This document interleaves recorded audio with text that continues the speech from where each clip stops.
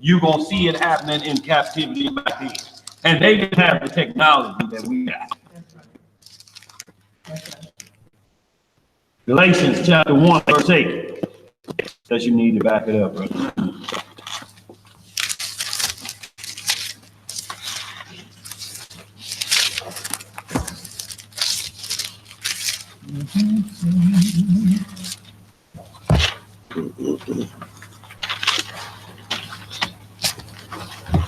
Galatians. Yeah, 1. No, well, yeah, 1 and 8. Start at 6? You can start at 6.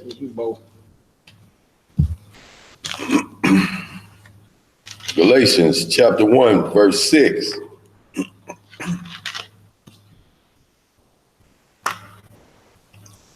I marvel that ye are so soon removed from him that called you into grace of your Hamashiach unto another gospel. See, read that again, bro. It's something we really need to focus on in this verse. Read that again for me there. I marvel that ye are soon removed from him that called you unto grace of Christ unto another gospel. See, the Most High say, I marvel at how do y'all get tricked out of the grace of Messiah. Look, if you get tricked out of this grace and you go back under the grace of the priesthood of Aaron, this has no disrespect to Aaron and Moses, but those were death sentence immediately, the same day. That hour you were put to death. So how will you remove from that so quickly to go back there unless you plan that game that where we know we can't put you to death, but we're going to pronounce the judgments on you and let everybody else see it and try to put you to death from a different way, busting you across the head with these death scriptures of law. So he like, how y'all remove from y'all grace? Noah found grace. Grace didn't just happen. Noah found grace because he kept the commandments. Right. Romans 6. Should we sin because grace is abound? God forbid. What that mean? H-E double hockey sticks? No. God forbid. We established the law. So Paul ain't never telling you to break the law. He's just telling you, why would you turn away from what Noah had? What allowed him to pass over the flood and go back into what's going to kill you the minute you sin? Because once you brought up on charge, you're supposed to be put to death.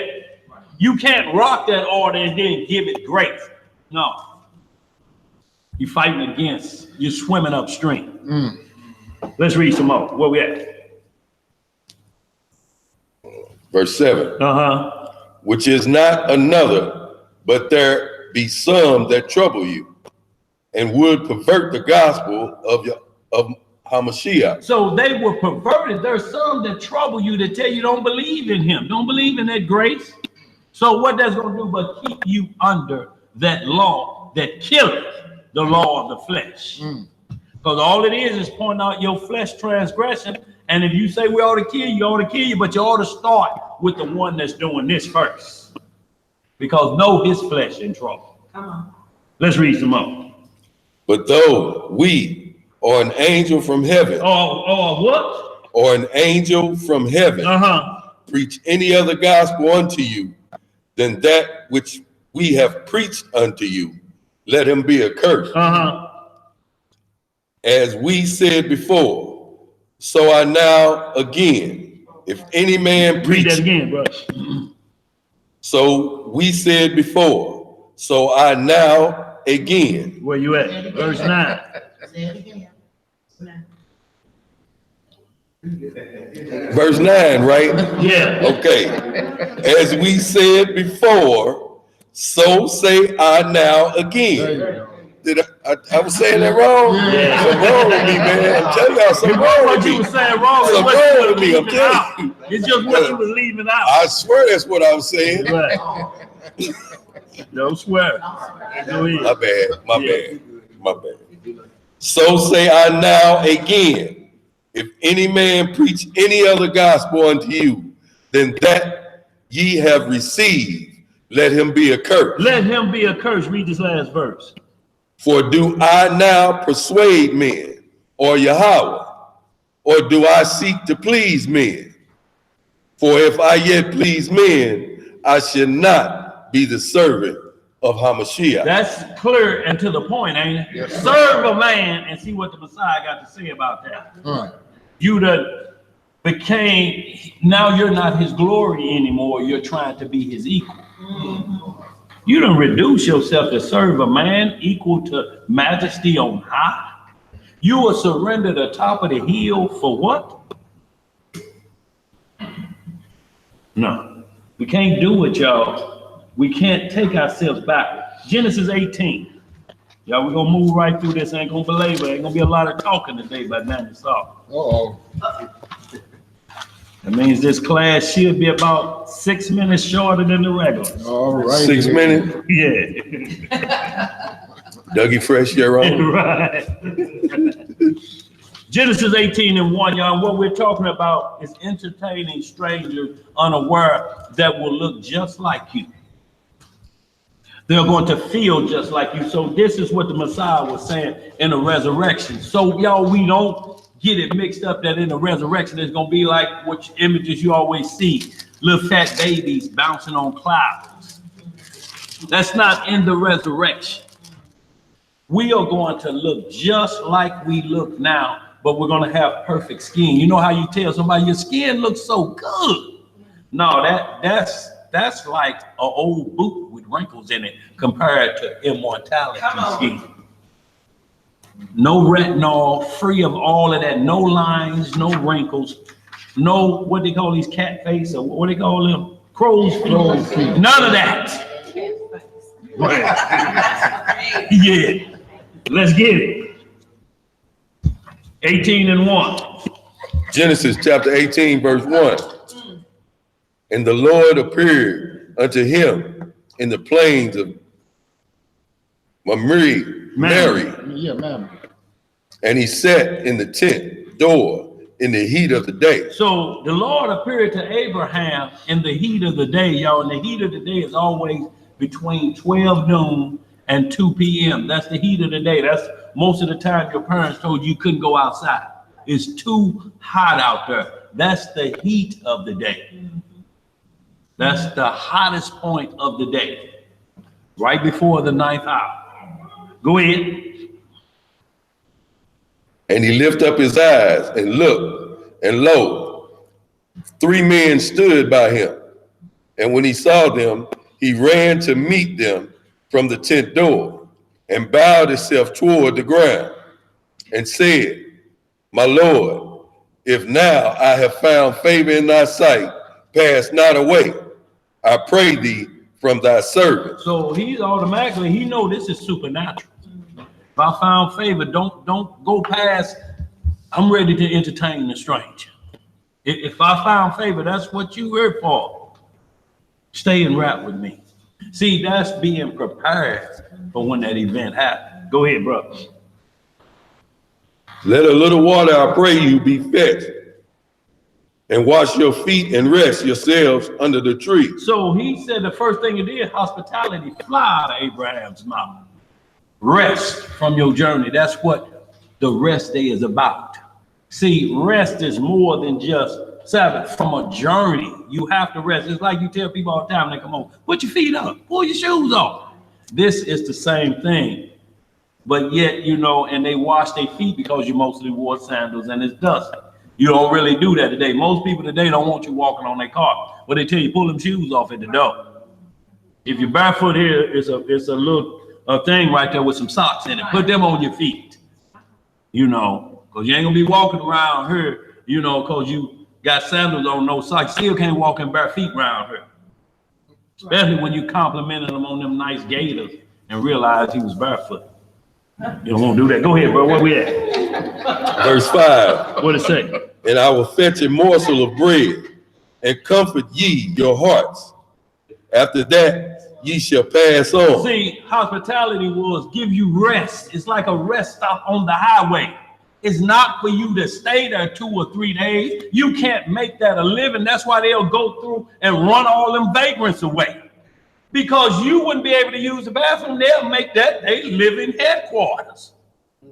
A rest stop. So they run them off. That's what it's for. You rest long enough, get you a little rest, and hit the highway again. Abraham never housed people for weeks and months and gave them their own room, and you know, and you look up and then they got pictures of their children in that room. No, you done moved in. Your name go on the lease now, on the occupancy permit. Go ahead, bro. Where you at?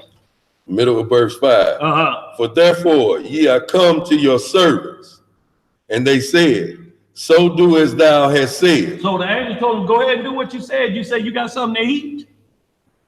We've been on a journey now. Yeah, we're gonna set it out. Go ahead.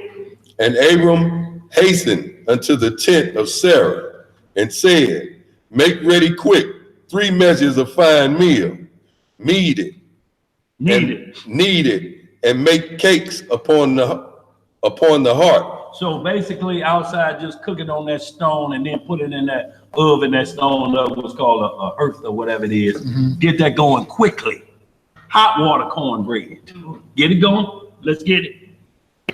And Abram ran into the herd and fetched a calf, tender and good, and gave it unto the young man. And he hasted to dress it. And he took butter. What did he take?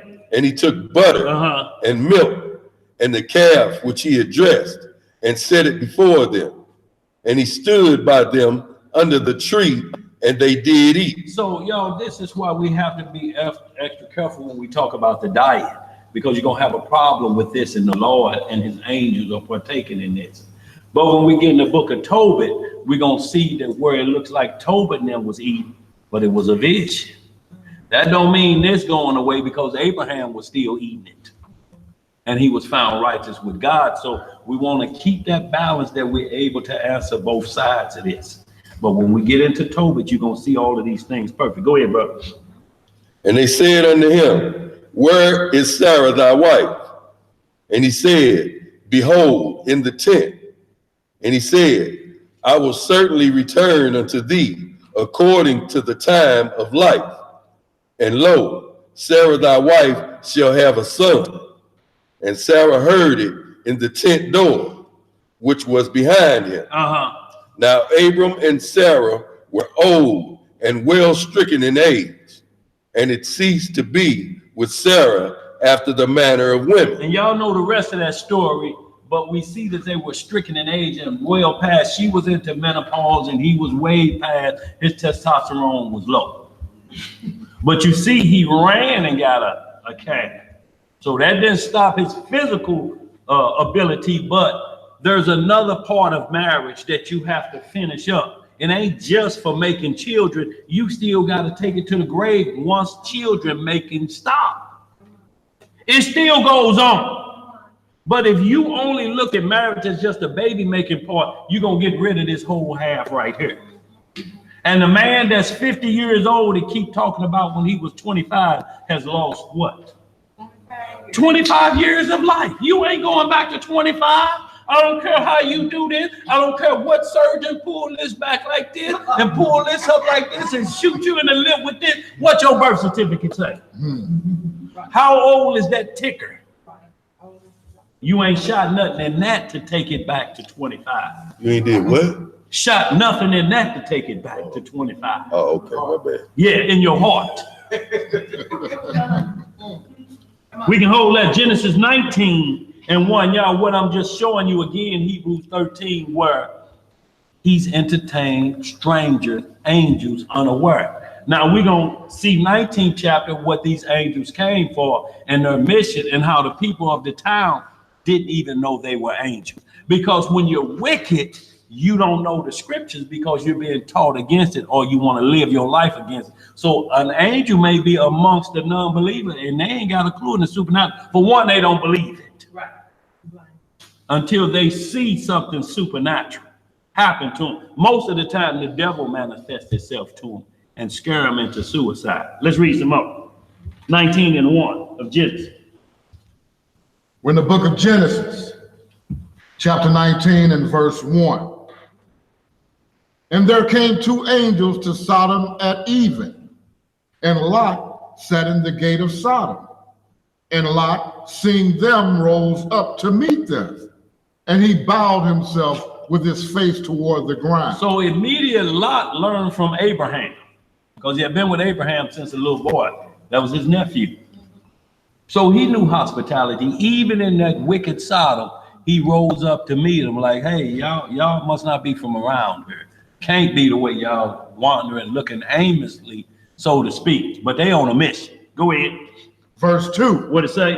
And he said, behold now, my lords, turn in, I pray you, into your servant's house, and tarry all night, and wash your feet. Do what? And wash your feet. And ye shall rise up early, and go on your way. No, you should stay for 2 weeks. And go on your way. You should stay a month. Rise up early and beat it. Yes, sir. Go ahead. And they said, nay, but we will abide in the street all night. They said, no, we ain't gonna even stay in your house. We're here to do work. We'll stay outside. Go ahead. And he pressed upon them greatly, and they turned in unto him, and entered into his house.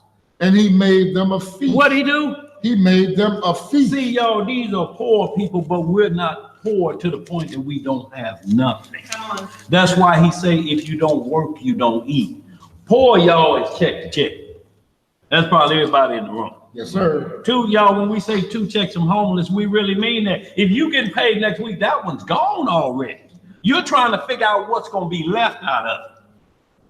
Somebody may not get paid. Now, the one after that is still the same bills. After that one's gone, what are you? Homeless, basically. So in a poor status, but as long as you work and you generate, and you putting a little money to the side, you stacking the money, Most High is looking out for you too, because you are working. When that door closed, he got another one open for you. He don't never give you a way to say, I couldn't do your law. Them folks kept firing me. Even though we say last hire, first fire, that can't stop us, because the law say you got to keep working till you die. Just like he told Adam in Genesis 3:17, from the sweat of your brow till you return to this earth. So as much as you bang Genesis 3:16 on women submit, you got to go to work. That's right. You must go to work if you're able and capable of work. A man.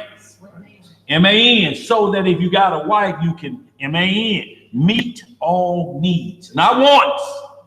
And I wanted this, I wanted a Gucci purse, and I wanted a red bottom shoe. Yeah, she wants a job. Absolutely, sis. She wants a job. Those are not the needs. A pair of shoes on your feet, and they ain't got to have no name on them. Clothing on you, food, that's what the needs are. But if you keep wanting, you're going to find a M-A-N, because he's working only to get you. So he's going to have that purse and them shoes for you. That's just to get you. After that, that M-A-N turns into a M-A-N, mooching A-double-S Negro. Them gifts gone. He been saving up. That was just to reel you in. Then you caught. Because he gave you your wants, not your needs. What you gonna do with a purse and ain't got no job? How you at the club with a $500 purse with 2 broke cigarettes and some change in it? Who you fooling? 2 broke cigarettes? Yeah. Where we at? Do that make a hole? Verse 3 again. And he pressed upon them greatly, and they turned in unto him. And he entered into his house, and he made them a feast, and did bake unleavened bread. What kind of bread he baked? Unleavened bread. Uh-huh. And they did eat. So y'all see, this the same unleavened bread that he was taught to fix when Melchizedek, who was Shem at the time, the high priest at that time, met Abraham, and he broke bread with. So he taught him about unleavened bread for strangers, free of leaven. And I ain't gonna send you away feeling bloated. You're not supposed to eat. You're supposed to eat until you feel full. If you keep eating because there's some left on the plate, you're going to become a glutton. Yes, sir. And then you're going to have colic. Yes, sir. And then you're going to have acid reflux. Yes, sir. And then you're going to be trying to take that medicine that you think is dissolving the acid reflux. It ain't dissolving it, it's turning it on even more because you got too much food in there. You just think it's turning it on. All they're doing is just opening the floodgates. And when you got that much acid, it's going to burn all this up. Yes, sir. You're going to have to learn to get and know when to push away from the table. You're going to have to. Yes, sir. If you don't, because eating is not a sin, but what is the sin? Gluttony. Right. Overeating, you're going to be punished.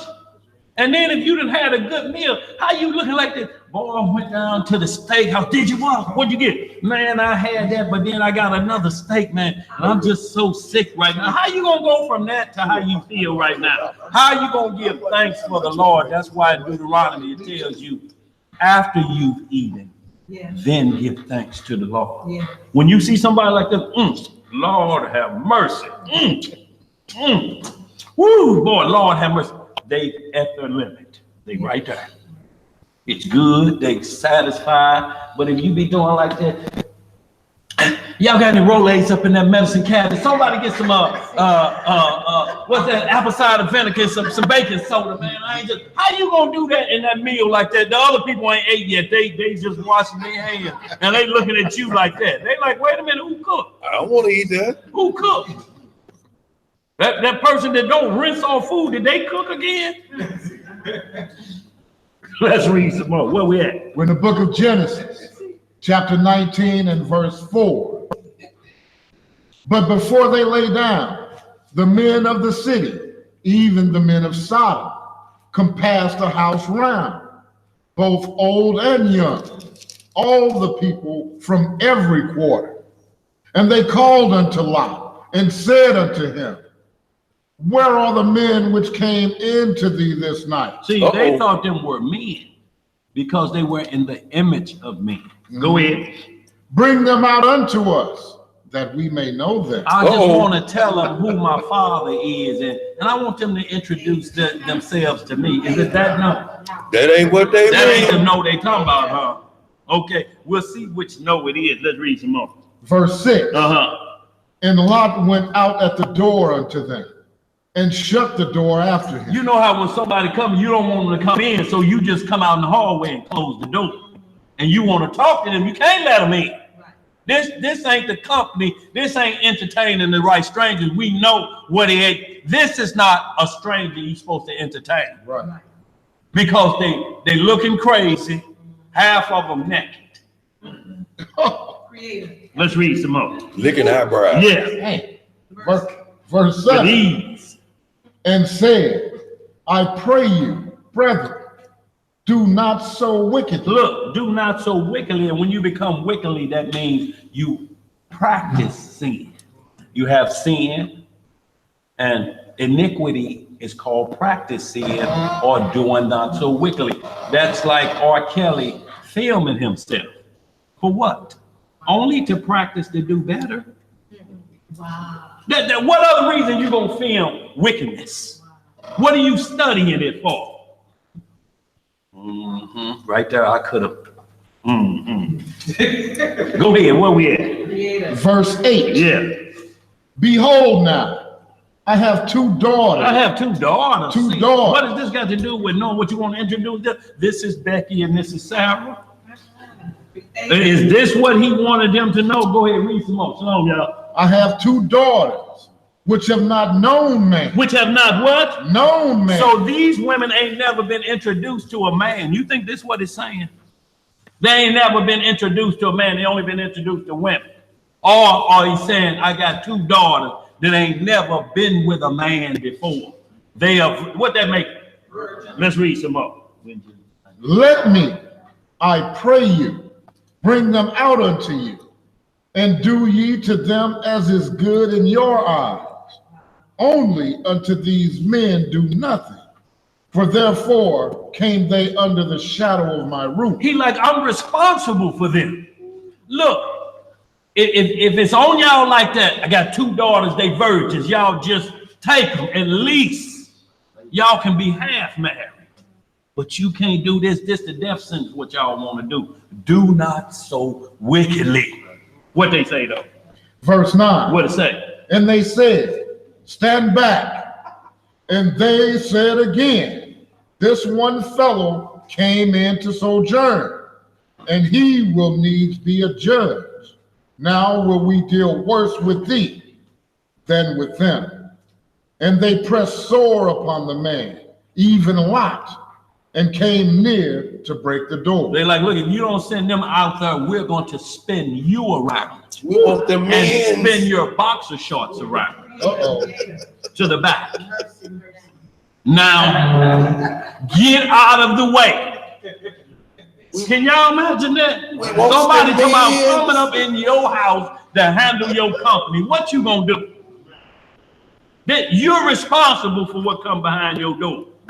Let's read some more. Verse 10. But the men put forth their hand and pulled Lot into the house to them and shut to the door. So they just opened the door. They heard it, pulled him in, and slammed the door back shut. Go ahead.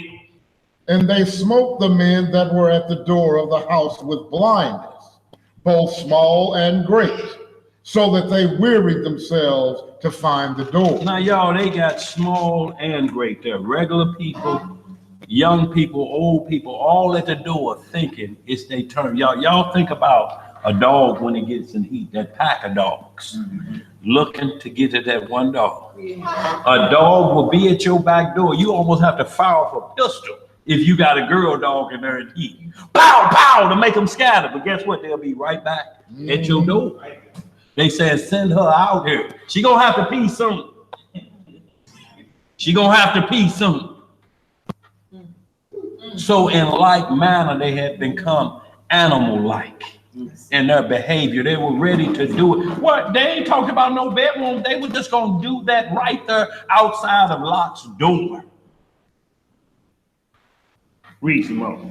Verse 12.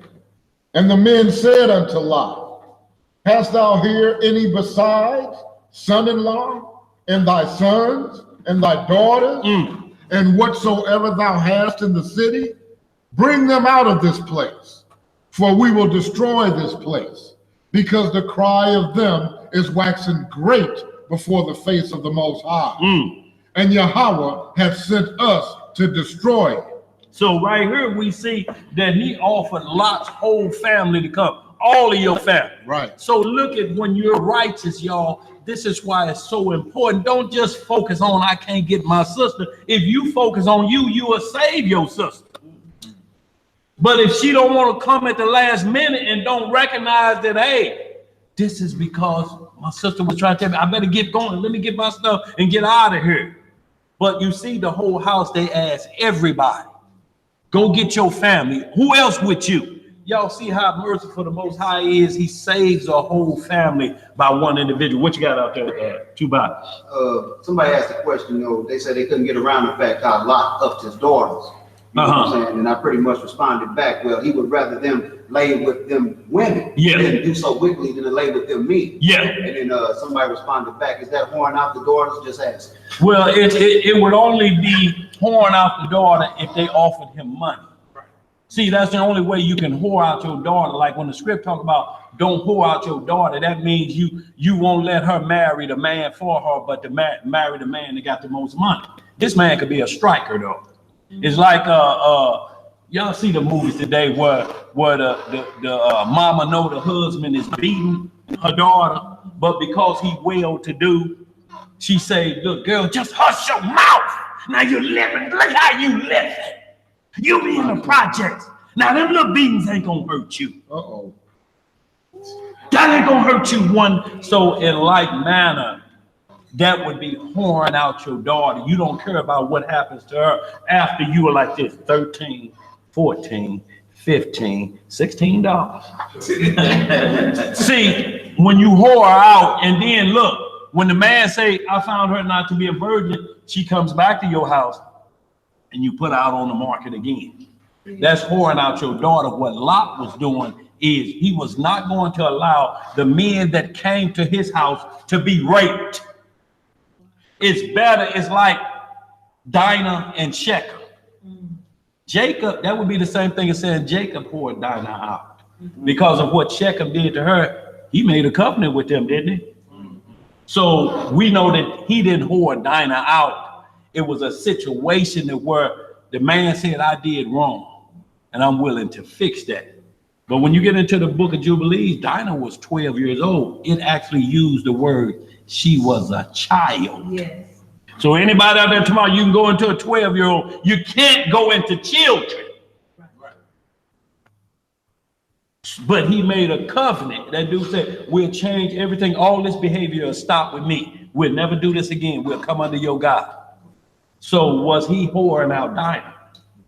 No. See, y'all, but we got to be ready to answer all things from different situations that these things happen. So people are like, yeah, I feel you on that. I feel you on it. If you don't feel me on it, tell them to ask them, do they have any more questions concerning that? Go ahead, Theo, what you got? Right now on that, because Dinah got raped. Right. But according to the law, I believe if a man raped a woman, Right. he was obligated to marry her. Yeah. So If he took a virgin, he can't divorce her for life. If you take a young virgin, whether you trick her out of it, and that's what we grew up believing in the projects. Men would huddle up and say they were the first ones to break her hymen. They use other words for it. They called it a fruit. Yeah. Who said that? I didn't say it. But what you say, boy? Yeah, but that's what men would pat each other on the back for. Man, I was the first one when she walked by. He's supposed to be married to her for life, and he can never divorce her. If she gonna get with another, he can't divorce her for life because you ruined perfection. She's a virgin. And you ruined it because you were just itching down there. You didn't take the law into consideration what would happen if you did this behavior. That's why I'm saying every law about marriage in Deuteronomy and Exodus is about fixing your bad behavior when you do the marriage covenant like that. But when we get into Tobit, we're going to see all of that, and then we'll apply the law as we read it, because Tobit had to go with the 66 books.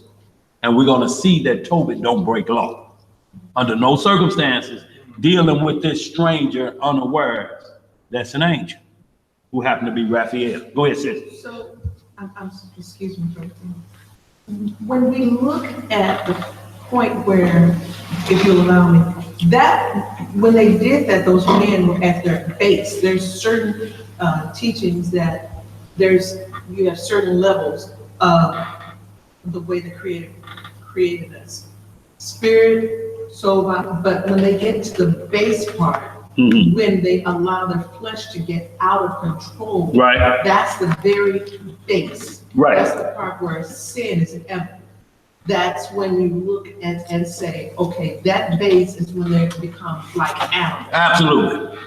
So that animal instinct kicks in, Yeah. and you cannot control it, so it becomes uncontrollable. Lasciviousness. If you put a dress on that pole right there, they'll be trying to look up under it. Lasciviousness. That's where it's practiced lust. That's when you're around somebody, they don't care. Lust get on them and they just get out of control. Man, right there, boy, you know, boy, man, that's my wife. Hold up. Wait, oh, that sure is. You don't even recognize individuals. All you recognize is below the navel. That's the only thing. And we're in that mindset. You're not looking at a woman for what's up here. You're not looking. Sometimes women have to say, bring your eyes back up here. So we be here. You know, you right here, and you wait till they turn around, then you right down there. And that makes the judgment. So we're base men. You're like dogs. That's why women call you a dog. Because you're like a dog. A dog chase behind a woman and sniff where? Huh? That's all he's concerned with. Look, they'll take a butterhead. That means everything on the body looks good. Butterhead. So he don't want to be seen in public with it. But at night he will. There's plenty of butterheads being serviced at night. But not publicly in the daylight. It's really everything look good, butterhead. Go ahead. Butterhead. Yeah, go ahead. So when one becomes in that the scriptures, and I didn't know. So the scriptures tell us that once they become a base or to that point whereby they're led by their body or animalistic, animals have no spiritual eyes. No, they can't instinct. See their instinct. They can't see. Their spirit man is so dull that it becomes less than maybe. They're without consciousness. So when you become base, you lose your consciousness. So there's no actual spiritual connection, so you can't understand the things of the spirit. Right. And you have no control over the flesh. Absolutely. Which is what the Creator himself sent Yeshua to teach us how to become spiritual with our spiritual eyes. Right. Because during that time, and please forgive me. Go ahead, say I'm just expressions there. So during that time when the prayer was prayed, when they went to the temple and they were praying, blessed be He, Creator Eternal, who opens the eyes of the blind. Yeah. That is to bring one up from that base. From that base state. Absolutely. Absolutely. So. Yeah, and that's the difference in the order of Aaron versus the order of Melchizedek. The priesthood, one brings you from the base state. If we stay in that base state, all we're going to be doing is trying to find a way how to dodge the law of the base man. And you can't do that. Eventually has to get here to where you quit dodging. You quit trying to do things late at night. You quit trying to figure out how to get the come up from the base man. It's like going to jail, and instead of studying how not to never go back to jail, you study how to rob the bank again. You like, what happened, man? The alarm went off and got me. Man, I cut the blue wire. Oh, bro, this 2012. You didn't see that article? The wire is green now. Oh, damn. They using green wire, and then you get out and cut the green one. Right back to jail. You're institutionalized now because the wire changed to yellow. What you got, bro? So basically, the purpose of commandments is to train our spirit. Yeah, absolutely. To train your spirit. You can't train your flesh. Right. The flesh doesn't have consciousness. The flesh just reacts what the spirit tells it to do. And if your spirit becomes dark, your flesh will be even darker. Yes, sir. It's why people that get sick, they get dark. Yeah. Because they're sick. And it all comes from sin. It's dark. It's showing you why, because the blood that's in you has sin and is mounting up. You're practicing sin now. That's called wickedness. When you practice sin. And God forbid you start finding scriptures to practice sin. That makes you a reprobate. It's like a penny with a hole in it. At least you could get a bubble gum. You can't get nothing out if a penny got a hole in it. That's the lowest form of money with a hole in it. What you gonna do? Let's read some up. But absolutely right, sis. Go ahead. We're in the book of Good Genesis. call, Huh? No, I was just talking to Brother Theo. You got something, Theo? No, I was just saying, good call on that, on how you answered that. The book of Genesis, chapter 19 and verse 14. And Lot went out and spake unto his sons-in-law, which married his daughters, and said, Up, get you out of this place, for the Most High will destroy this city. But he seemed as one that mocked unto his sons-in-law. See, Lot actually had 4 daughters. When you get into the book of Genesis to break it down, 2 of them was already married. So he went to their house. Look, y'all, we got to get out of here. The Lord gonna destroy this place. But they mocked him. What your daddy talking about? Your daddy been in that hoochie again. Girl, no, put that outfit on, that leopard outfit. Like they mocked him. They went on about their lives. So he went to gather all his family. The Lord would have even spared them. But it comes a time when you got to pass under the rod. It's rod time now. They could at least got under the rod. Let's read some up. Verse 15. What it say? And when the morning arose, then the angels hastened to Lot, saying, Arise, take thy wife and thy 2 daughters. Instead of thy 4 daughters and plus thy 2 son-in-laws now, because they don't want to go. You can't make them go. You can lead a horse to water, but you can't do what? Let's read some more.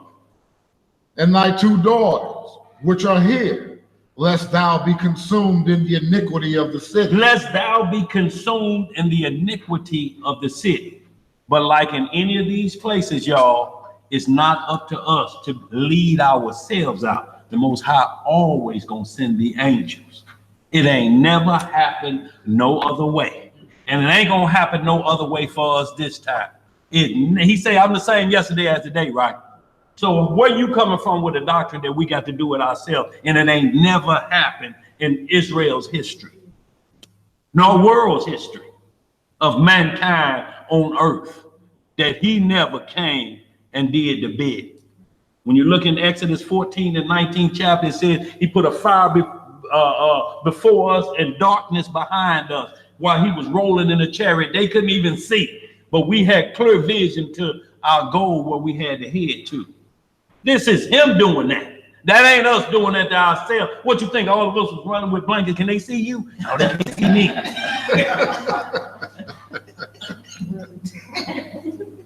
No, y'all, some of it get crazy. Let's read some more, bro. That's about how crazy it is, Theo. Go ahead. Verse 16. What it say? And while he lingered, the men laid hold upon his hand, and upon the hand of his wife, and upon the hand of his 2 daughters, the Most High being merciful unto him. And they brought him forth and set him without the city. We can hold that for time's sake, but y'all read the rest of it. You can see that they had to go get locked. They're like, come on, man. They ain't coming. Don't lose yours waiting on them. The same as the Matthew 25 about the 10 virgins. They like, y'all go back, y'all go get y'all all y'allself. We can't go to the store with you. What I'm gonna go to the store with you for, to watch you buy all you should have been had in your life. I'm gonna get left. Right. Book of Tobit, y'all. Zev gonna put it up on the board for all y'all don't have it, y'all. We're gonna get through this, but we're gonna compare it. We're gonna be back and forth in the scriptures. Y'all, and these are books that you got to have, y'all, as far as our weaponry in this war. You need the books that we're going to be going to. Get you an Apocrypha, get you a book of Jasher, get you a book of Enoch. Yes. If you can't afford them, what we're saying is all of these books, we're going to find the same exact examples in the Bible because we're required to. These are 66 books. It's a summary. Moses took some of this, he took some of this, and he compiled it all in the Bible. Moses wasn't in the creation. Moses wasn't at the Garden of Eden. But he got all the writings from Enoch. He got all of the writings from this brother, and he put them in the scriptures. So that's how you check this out, which we would consider outside of laws, but it's not. Must match up with what's in the 66. Right. The 66 contain it all. What you got, LC? Yes, sir. Same exact one, like we just read in Genesis 18 and 19. Jasher almost match up with the script, with the chapters verbatim. If it's 30 in here about that story, it's almost going to be 30, 31, or 30. It's going to be right here in Jasher around the same chapters. But what he spoke of in Jasher 19, if y'all want to really see how they got down in Sodom and Gomorrah, read Jasher the 19th chapter. You are going to get a vivid view of what took place in Sodom and Gomorrah. That's why they told them they needs to be judged. You know what their judgment was? We try you out. That was the judgment. We try all men out. See, it was like penitentiary living. See, like in the pen, you got to get turned out. This is what they said on Sodomy Row in the penitentiary. That's how they threaten you in jail. I'll put you on Sodomy Row. You're gonna die today. They have a separate group for this group, and y'all think a whole city was compassed with that You got to go. behavior because everybody was practicing it. Let's read some more. You say create on that one. Where you want to start at in that Tobit? We're going to start at the very first chapter, chapter 1, verse 1, y'all. And we're going to skip through if time, okay, we're rolling pretty good. We'll skip through if we need to get to the end of this. Reading in the book of Tobit in the Apocrypha, in our chapter 1,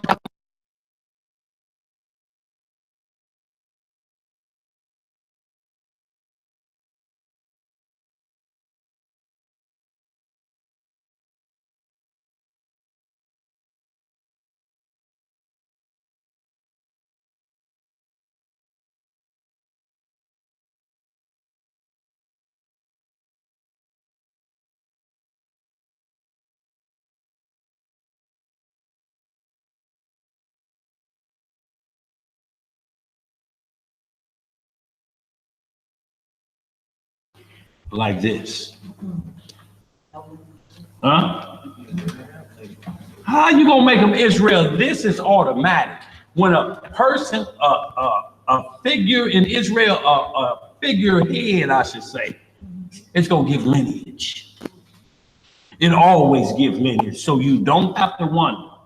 When it don't give lineage, it's a servant of another nation.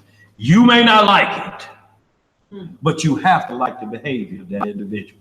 If you hate good, if you hate flesh so much that you hate the good of that individual, it's gonna be a problem. What's going on, bro? They saying no sound, but we get. I got it. Who said no sound? They saying no sound, This but I thing got looking some. right. I'm hearing Zed good. The Keenan say he 100%. Yeah, whoever that is, tell them to reboot and get it going again. There's a lot of storms in areas. Where we at?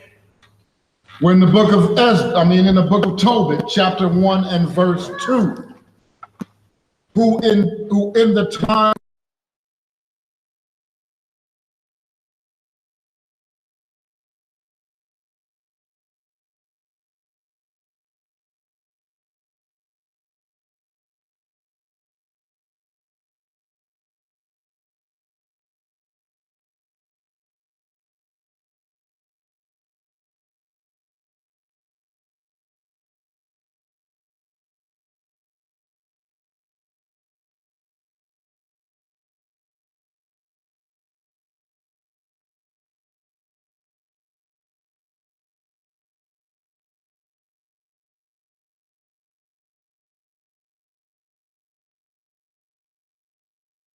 His ways and live like we lived at home.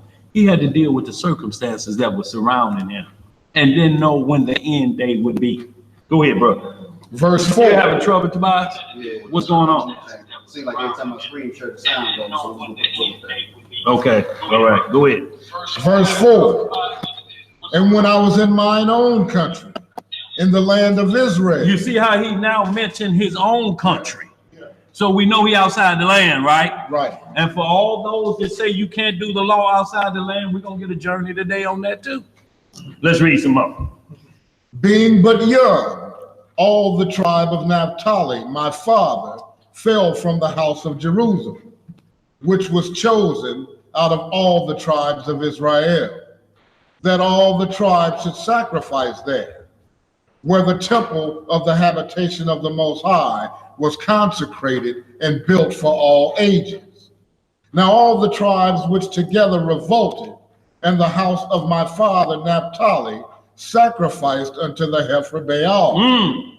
But I alone went often to Jerusalem at the feast. Yes, that's what? At the feast. So he went alone to the feast at Jerusalem. But we're gonna read some more. Go ahead.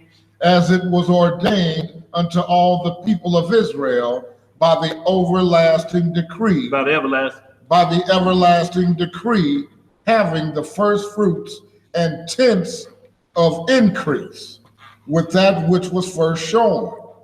And them gave I at the altar to the priest, the children of Aaron. So in captivity, if you can make it back to Jerusalem, some people pack it up and go to Jerusalem.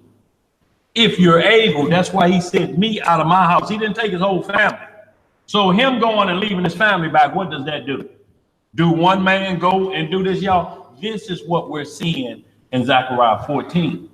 All the nations will not come up, but the heads of those nations come up to Jerusalem. And he take back the blessing back to their nation. It's not the whole world. It's 7 billion people or 2 or 3 in China alone.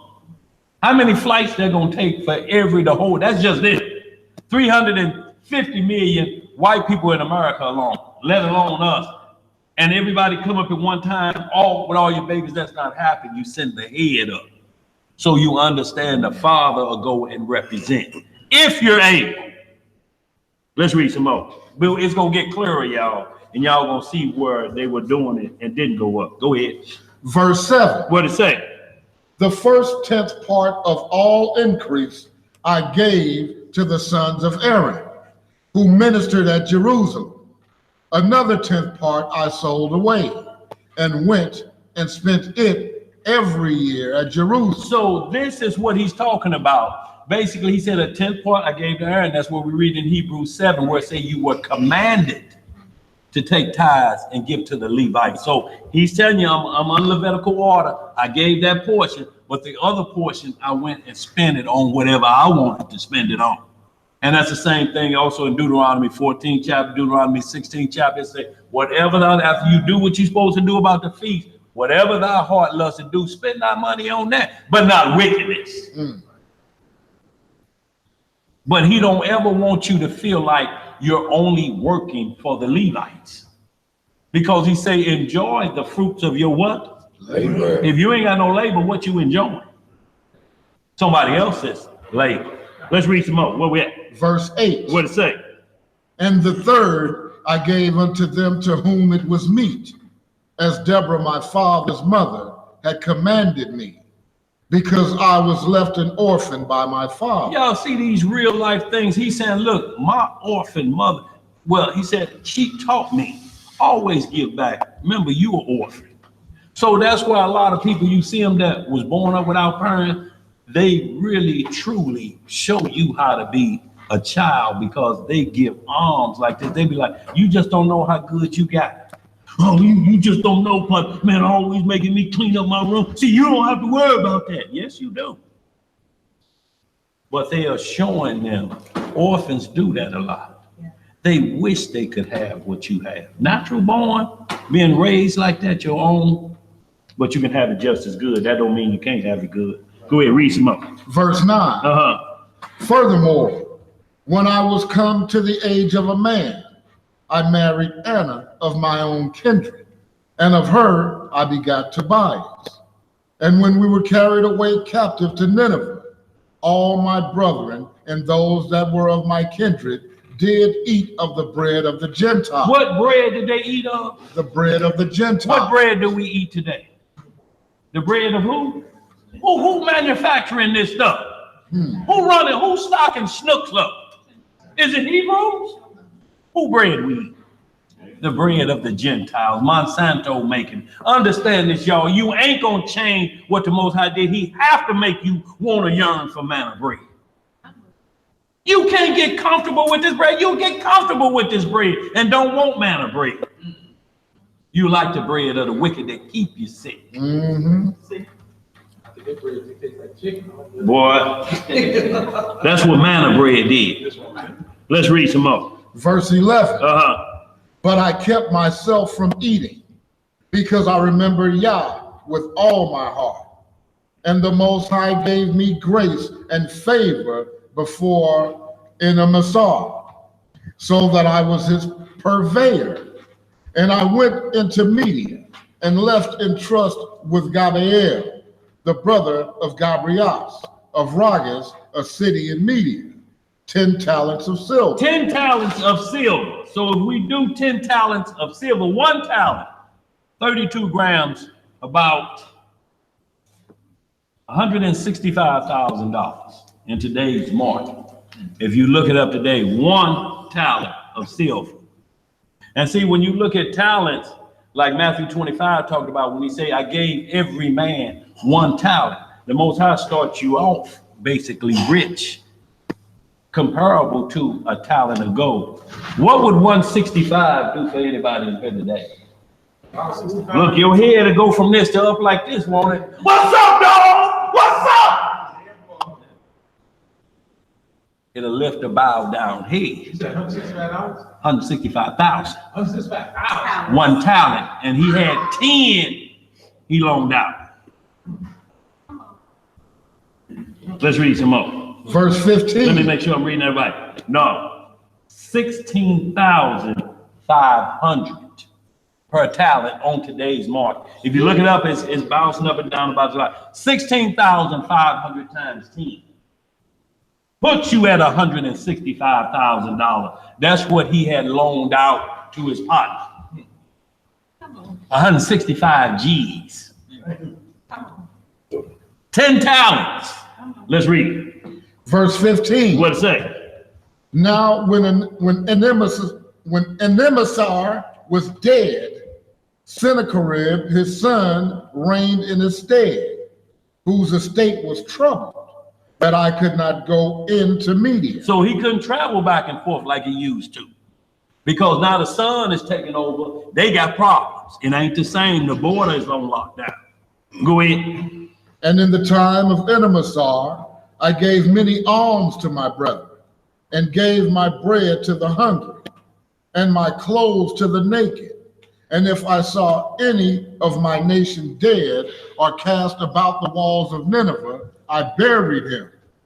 And if the king Sennacherib had slain any, when he was come and fled from Judea, I buried them privily.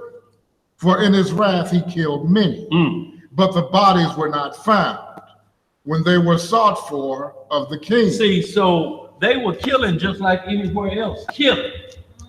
And they looking for the bodies. What were all the men, them soldiers killed up in there? This man arms was to these people family members. I'ma bury your child. This enemy slain him and left him in the middle of the street for birds to pick out their eye. He would actually go by night, grab the bodies, drag them home, had a safe spot. Now he would do this every day, even on the Sabbath day. It said wasn't no day that he didn't do this, but he had to get them in the ground before 72 hours. Because guess what? Dead bodies started to stink, don't they? They knew where he was. But he drug them back to his home. Now, is he keeping the law of Leviticus 19 when he talk about you can't touch a dead body? But his alms is about burying the dead. Y'all, don't you know if we don't bury the dead, what's going to be on earth? What type of plagues and viruses going to be on earth? Just think about you drive down your street, there are 3 dead bodies like in Boys in the Hood. You know, it's a dead body over there. Y'all just picture that land all around and the flies and the flies come and get on you and bite you. That means you finna have that dead man disease. Let's read some more. Verse 19. And when one of the Ninevites went and complained of me to the king, that I buried them and hid myself, understanding that I was sought for to be put to death, I withdrew myself for fear. So he had to back it up because they told he buried them. Now, who is so evil they wouldn't even let you bury the dead? Snitched him out. Let's read some more. Then all my goods were forcibly taken away. Neither was there anything left for me, beside my wife Anna and my son Tobias. And there passed not 55 days before 2 of his sons killed him. And they fled into the mountains of Ararat. And Sarchedonus, his son, reigned in his stead, who appointed over his father's account and over all his affairs Achiacharus, my brother Aniel's son. And Achiacharus, entreating for me, I returned to Nineveh. Now Achiacharus was cupbearer and keeper of the signet, and steward and overseer of the accounts.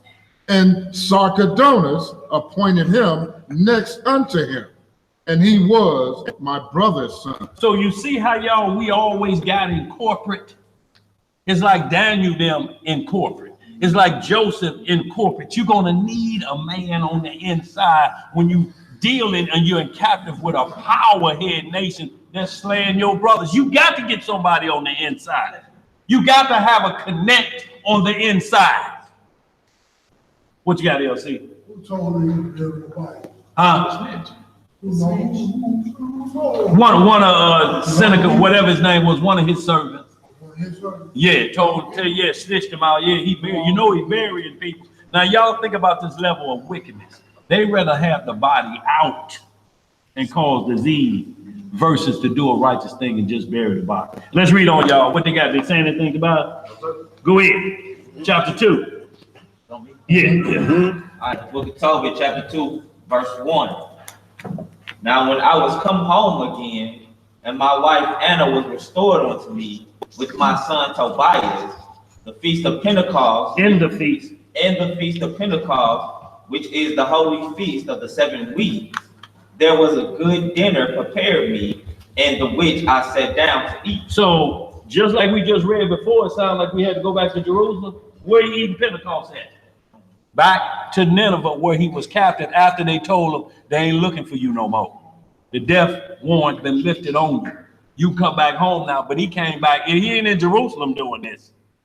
He at home with his wife, and he said, a great feast was prepared for me. That 7-week feast. Pentecost being done in a strange land. Let's read some more. Verse 2. What it say? And when I saw abundance of meat, I said to my son, go and bring what poor man soever thou shalt find out of our brethren, who is mindful of the Lord. And lo, I tarry for thee. So what was they mindful of? Of the Lord. See, they didn't go just grab anybody because they'll become a glutton. They see that mess of food and they just start putting food in their pockets. You know, they like, oh, I got to take something with me. But he said that's mindful of the Lord. So you coming with manners. You gonna salute the house when you come. You ain't go out and tell them, just go find anybody with manners of the Lord. Can't come to nobody's house like you run. How is your first time there and you looking in the refrigerator? Come on now. Come on now. Who room is this?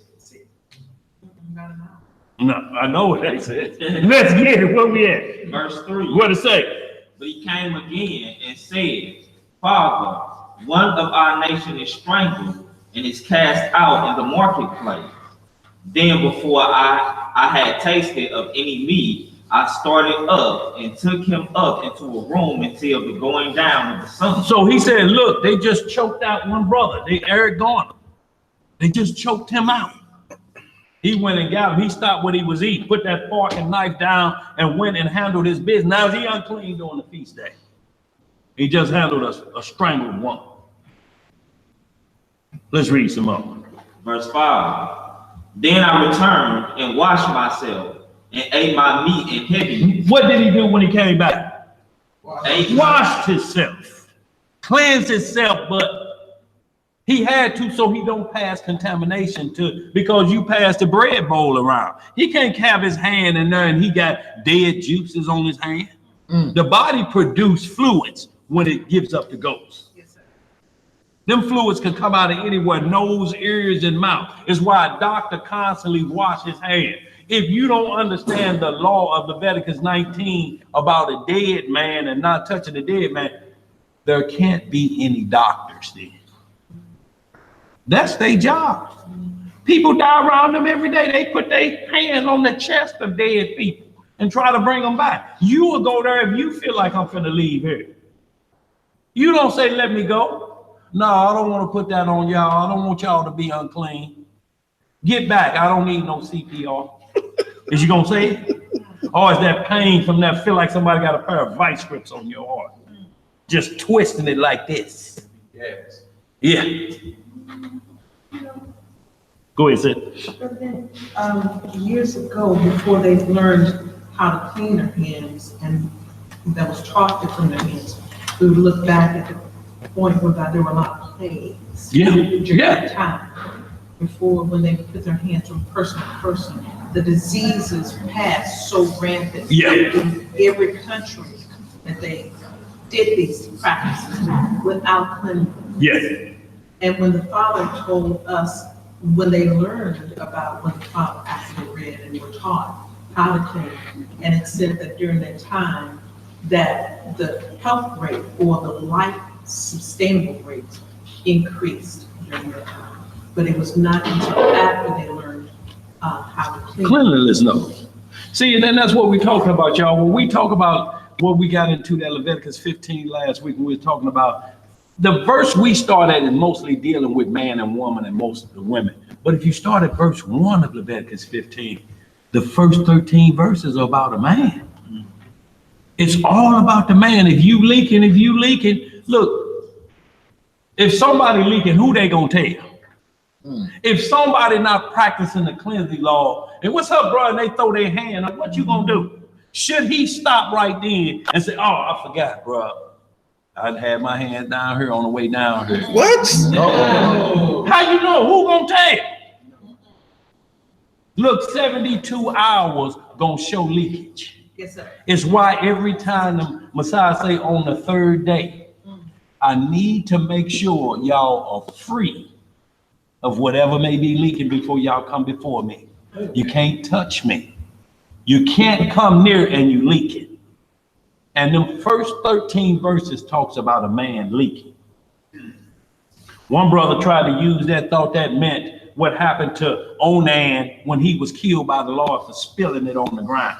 So he thought that meant masturbation. This is the punishment for that. That was not the punishment of Onan for masturbation. That punishment because he got his cake and he didn't want the responsibility. So he spilled it on the ground. It had nothing to do with spilling it on the ground. It was because he agreed to take his brother's wife and produce a child. And when it came time to produce the child, guess what he said? Coitus interruptus, the pull-out move. That ain't got nothing to do with Leviticus 15. If seed come out of a man or he has an issue. If he has an issue, can a man have an issue? Oh, it's terrible. Drip, drip. Uh-oh. Well, what's the clap? I know that's That's the urban name name for for it. You might be doing like this, do that when you come in the doctor's office. I'm just trying to figure out why they call it that.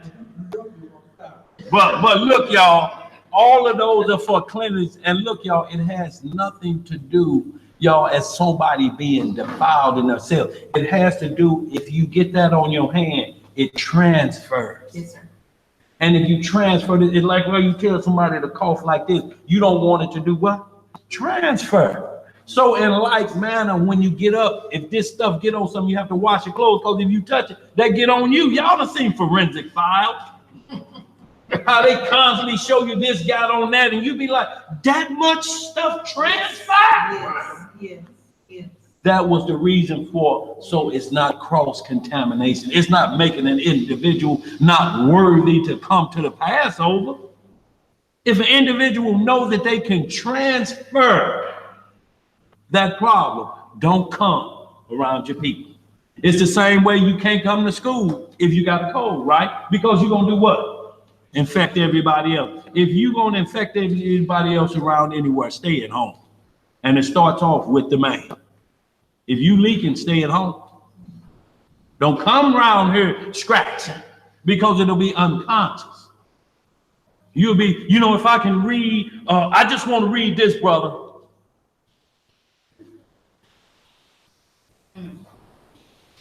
Before you know it. Because that don't take a break. Let's read. Let's speed this up. Go ahead. Verse 6. What it say? Remembering that prophecy of Amos, as he said, your feet shall be turned into mourning, and your myrrh into lamentation. Therefore I wept, and after the going down of the sun, I went and made a grave and buried him. But my neighbors mocked me and said, this man is not yet afraid to be put to death for this matter, who fled away, and yet lo, he burieth the dead again. See, he returned right back. He's like, yeah, they chased me off, but I told the Lord I was going to do this in the land of our captive. He went right back, just like Peter and them took off the corner and told, don't come out here preaching no more. They went right back and started preaching again. So we see that constantly when that spirit on you, you don't fear man. But you have to be wise as a serpent. It ain't going to be nobody else to bury the dead if they get you. So you have to move and groove. You got to know when to get out of there. Like the Messiah, when they started to stone the Messiah, he dipped them. He still had to be crucified. He couldn't be killed that way. It wasn't prophesied for him to die with a mob, beating him down without him going to the cross. He had to do that first. So, in like manner, you have to get out of there to live another day to keep it going. If he'd have died, who else was going to bury the dead around there? Evidently nobody. Nobody. Let's read some more, brother. Verse 9. What it say? The same night also I returned from the burial and slept by the wall of my courtyard, being polluted, and my face was uncovered. And I knew not that there were sparrows in the wall. And mine eyes being opened, the sparrows muted warm dung into mine eyes. Uh-oh. And a whiteness came into mine eyes. And I went to the physician, but they helped me not. They helped me what? Not. Uh-huh. Moreover, Achaiochorus did nourish me until I went into Elias. Yeah. So what he's saying is he was just chilling by the wall after burying them. And look, it's probably night and he's looking up and a bird just dropped one in his eyes. You know, normally they'll hit you on the head. You know how stunned you be when somebody say, man, that bird doodle on your head? This bird doodled in his eyes. Kill that bird. Well, you can't see. You wasn't gonna do nothing. Yeah, our blind man gonna shoot at what? Everybody be dead except the bird. Let's read some more. Verse 11. And my wife Anna did take women's work to do. Why did she have to take woman's work? Because He couldn't see. He disabled at this point. He's blind now. What work he gonna do? Other than, you know, they can find work for him to do, but it can't be the strenuous or manual work or burying bodies like he used to do. He's blind now, so his woman went and got a job. Now we're seeing Proverbs 31 in here. We're seeing the backup plan working now, that where your help me is taking over now because you're in a position you can't help her at this point. You can do some things, but this point is count on all the money that you made before you were blind. Do you have that put away for these type of days? Because if you ain't got nothing stored up, a woman will let you know you spending her money. I don't care if you can't see. Right. Now look, your money's our money, but my money is my money. Okay, let's read some more. You gonna have to do something about them Right eyes. about your eyes. Verse 12. And when she had sent them home to the owners, they paid her wages and gave her also besides the key. Now she worked so well, they're like, look, take this bonus with you. Girl, you handles your business. But look how she kicked in. She wasn't doing it regularly. She kicked in and she was doing her work. So, but she was prepared in case something like this. Plan B. If my husband falls short, I got his back now. Right. I'm his rib. I'm the protector now. I got his back as far as this is concerned. Because he's blind now. Who we gonna see breaking into the house? Let's read some more. Verse 13. Uh-huh. And when it was in my house and began to cry, I said unto her, from whence is this key? Is it not stolen? Render it to the owner, for it is not lawful to eat anything that is stolen. Uh-oh, y'all, we got to give up them steaks that's been shot to us in the parking lot out of Snooks. Want to buy a steak? You want to buy some steaks, bro? Well, I just ain't never trusted meat like that. That's out in somebody else's hand. It may look red, but that meat could have been in the trunk of the car for a while. And then what you gonna find? How you gonna get a refund? But basically, this is what it's telling you. He said, I can't eat that. The spelling, you stole that goat. Now, wait a minute. I know you was working, cleaning them houses, whatever you're doing. And they get you, this goat stole it? Because all he did was heard it crying. He couldn't see it. Let's read some more. Verse 14. Uh-huh. But she replied upon me, it was given for a gift more than the wages. It's a tip. Go ahead. Howbeit, I did not believe her. What did he say he did? I did not believe her. Who giving away a goat? That's more. They paid the goat is worth more than you worked. What's going on around here? I can't see. Is it a man in there? What a goat giver. Where we at? Go ahead. Howbeit, I did not believe her, but bade her to render it to the owners. And I was abashed at her, but she replied upon me, where are thine alms and thy righteous deeds? See, now she holler back at him, where your arms at and your righteous deed, partner? Where your paper at in this? You keep bashing me, I told you they gave it to me. See, a little bit of jealousy set in then. If you understand what's going on here. Like if you in the car, man sitting on the passenger side, you pull in the Taco Bell, wait a damn minute. Now we got 3 tacos and he gave you 6 of them damn hot sauces. Y'all got something going? How about 2 on each one, man? Let me see if you get some Taco Bell. I better not find no receipts. It gets to that point because a man is feeling like he can't be the head of the house. Let's read some more. Behold, thou and all thy works are known. Yeah. Chapter 3, verse 1.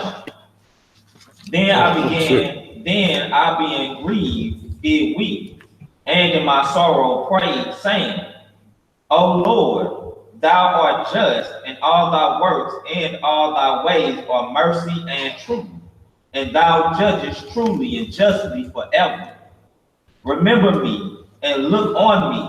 Punish me not for my sins and ignorance, and the sins of my fathers who have sinned before thee. For they obeyed not thy commandments. Wherefore thou hast delivered us for a spoil, and unto captivity, and unto death, and for a proverb of reproach to all the nations among whom we are dispersed. So among all the nations whom we are dispersed, is these the nations of the 10 tribes, or is these other people? Other people. Let's read some more. Verse 5. And now thy judgments are many and true. Deal with me according to my sins and my fathers, because we have not kept thy commandments, neither have we walked in truth before thee. So arguing with his wife, bird doodle in his eyes, and he's still saying, Lord, just have mercy. Right. I know this got to be something from you, and I'm a sinner, so if you putting this on me, I deserve it. Because you ain't gonna do nothing nobody deserves. Because say you repay them to their face. And if you repay me to my face, this is something that I've done against you. And it's called sin.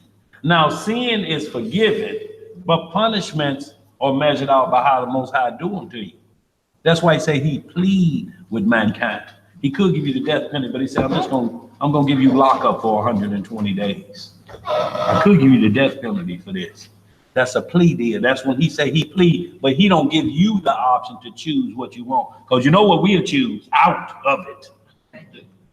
Plea deal. Okay, that's what you'll get. But it's part of the trials of the Most High. If you got it all good, he have to try you, take it back from you, and give it back to you again. You have to prepare your heart for that.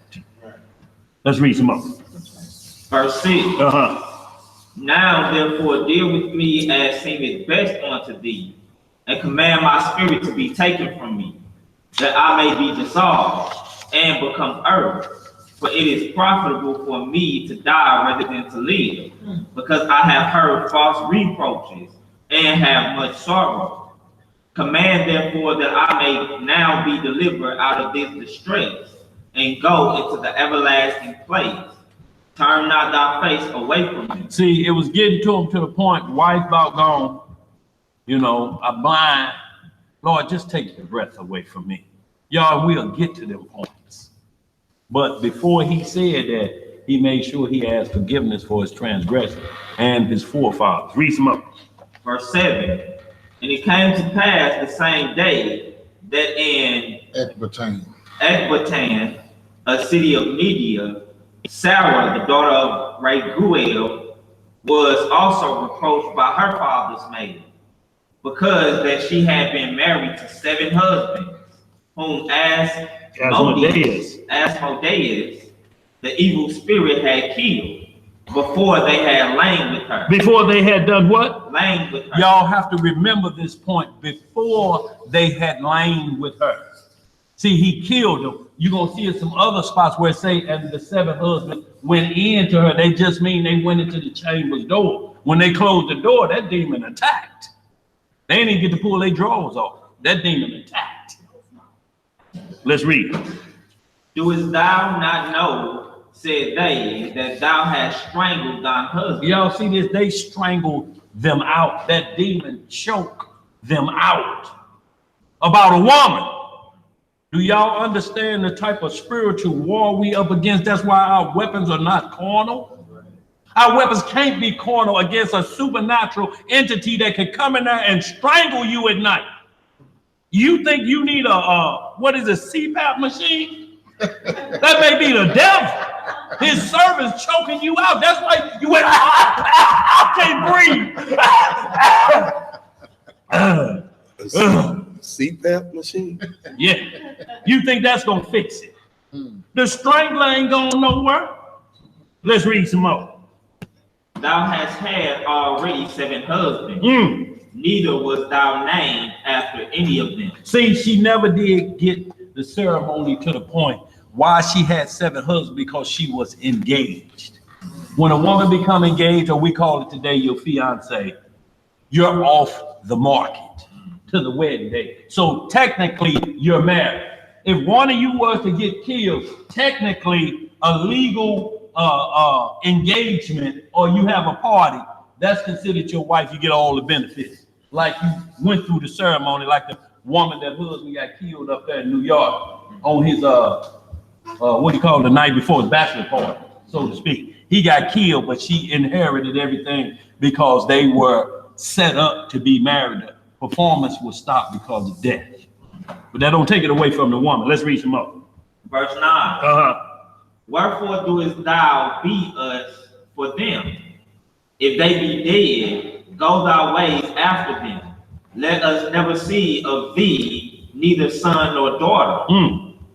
When she heard these things, she was very sorrowful, so that she thought to have strangled herself. And she said, I am the only daughter of my father, and if I do this, it shall be a reproach unto him, and I shall bring his old age with sorrow unto the grave. Then she prayed toward the window and said, Blessed art thou, O Lord my God, and thine holy and glorious name is blessed and honorable forever. Let all thy works praise thee forever. And now, O Lord, I set mine eyes and my face towards thee, and say, take me out of the earth, that I may hear no more the reproach. Thou knowest, Lord, that I am pure from all sin with man. Was pure from what? All sin with man. So she ain't never been one. She said, you know I'm pure, but the reproach that she's getting. See, you know what they think is killing the man? What's between her legs. So that was the reproach right now. You can go after if you want to. You won't make it out of the bedroom. That was the reproach of her. Can y'all imagine that name being on a virgin? Here she come. Here she come with that killer. She got that killer. Look how she walking. She got that killer on. Walk like you have died. Oh boy. You go in, but you ain't coming out. But nobody had ever touched her, and she was getting this jacket put on her. Let's read some more. Verse 15. And that I never polluted my name, nor the name of my father, in the land of my captivity. In the land where? Of my captivity. So she keeping the laws in her captivity so it could be done. I never shamed my daddy. I wouldn't even do that in a strange nation, let alone in Jerusalem. Go ahead. I am the only daughter of my father, neither hath he any child to be his heir, neither any near kinsman, nor any son of his alive, to whom I may keep myself for a wife. My 7 husbands are already dead, and why should I live? But if it please not thee that I should die, command some regard to be had of me, and pity taken of me, that I hear no more reproach. And women could pray this prayer today to get that reproach off of you. You know, and that's in Isaiah 4, because of Isaiah 3, and they're saying to take the reproach away from me. I don't have a husband. Y'all, that'll be a reproach for a woman. See, women mock in different things, and a reproach means is they done put a label on you. And you ain't done nothing, and a label is on you.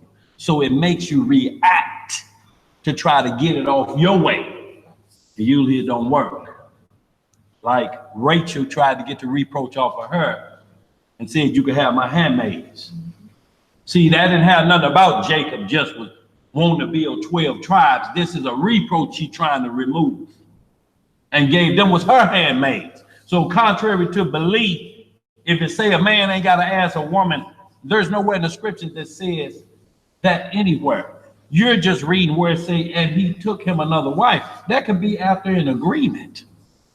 It's just speaking from the man's perspective. We ain't got to get into all that, but wherever we say, it ain't never nowhere where it says, and he took one and didn't have to ask her nothing. That ain't in here. It's examples that look like that, but everywhere we read of the patriarchs of polygamy, it was always a woman. Who gave Hagar to Abraham? Who gave all of Leah handmaids to Jacob? Leah. Who gave all of Rachel handmaids to Jacob? Leah. So if you follow that understanding, then it ain't on the man just going out there. The woman, Sarah, had to bite that. Rachel had to bite that because she still didn't have her own child. But if you just saying you can just go out there, like I say, you can bring anybody in here. Who was that? No, I don't care nothing about she used to be the tire shop hoe. She ain't said she ain't doing that no more. Now she your sister wife. No, she ain't. Because pretty soon me and you gonna be scratching and gonna be down on ground. Getting them pills. Is it still on ground? Is it still on ground? I don't know. That's why I'm asking. Go ahead, what you got to say? Most High said there's nothing more in Sirach 25:1 that who agree, a man and a woman that agree. You have to agree on the building of your household. If two don't agree, what's gonna happen? A house divided can't do what? You can't force them to agree to it. What you got, sis? And I like verse 10 because Oh, sis, you raising your hand? did she raise her hand? Oh, okay. Oh, sis, Ball, go ahead, sis. Yeah.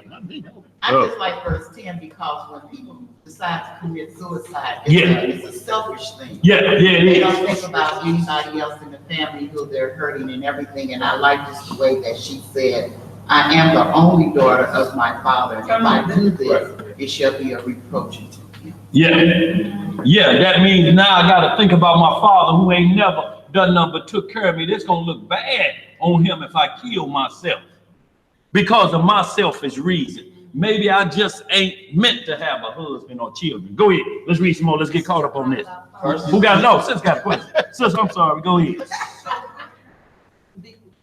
Say that something we learned this in the week. Something that women don't have that right, but in essence, the father gave the women the right to say what goes on in their household because they are. They said today. How do they say? Say it today. It said today that the men are the head, but the women actually the Creator gave them the right to whatever goes in their house, and the father stands behind it. Well, they can't become the head of the household. No, they're not. But I'm saying they were ordered to raise the children and guide the household. Yeah. Because the man is going to be gone most of the time. So you have to leave somebody in charge that's going to guide the head of the household. So if you come back to chaos, yeah, me and her fight, everybody weed pulled out. You got to block out her teeth knocked out. Oh, that heifer said the wrong thing while you was gone. I thought you got her together before you was gonna leave. I told you if that heifer say that one more time, I'm gonna show her who the bottom woman is. So that's what would happen. But the agreement that Sirach 25:1 speak of is a total agreement because we have to have peace in here. But majority of the time, like Laban was rich, so when he gave Leah had handmaids. These don't mean they're Jacob's wives. They're her handmaids. They do her hair, they do her nails, they take care of her running. If she decide to do that, now all the duties of marriage fall on Jacob to deal with him as a wife, but not before. Leah was in total control of all them women. Jacob had no say so. Go ahead, bro. Yeah, somebody's asking a question. Does that include walking in this truth? If one's trying to walk in another with the church and the other in the house, should it stand? And basically, they're saying if you with somebody that's in the church and you in the truth, right? You know what I'm saying, is that the same thing? If that became after you were already in the truth, if it was before and you found out the truth, You got to walk that out. 1 Corinthians 7 get in there. If you have not been, the key is if they be pleased to dwell with you. It may not be that they really ready to come on board because last week you was a Muslim.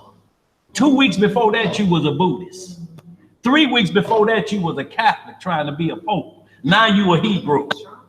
So this is where you have to set out. If they be pleased to dwell with it, they're not going to cause you to break the law of your God.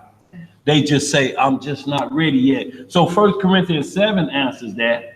You know, but Paul say, I speak as a man, though. If this gonna be a problem for you, don't do it.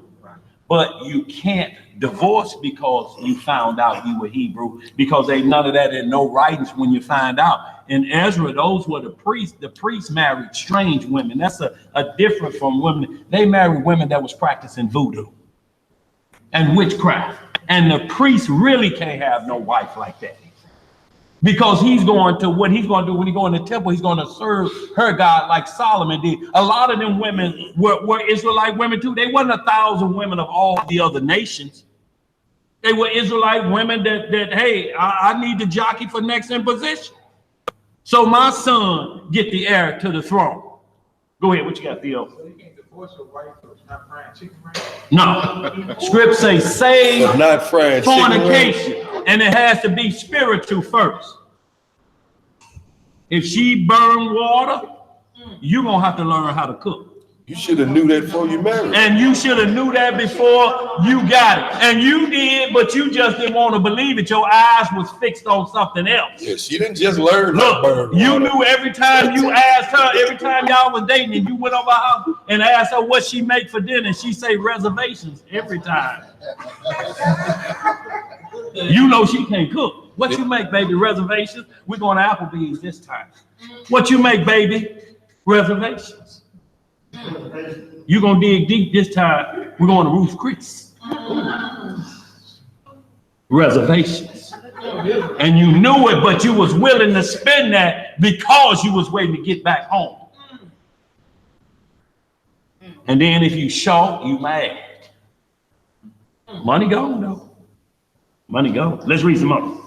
Verse 16. So the prayers of them both were heard before the majesty of the great God.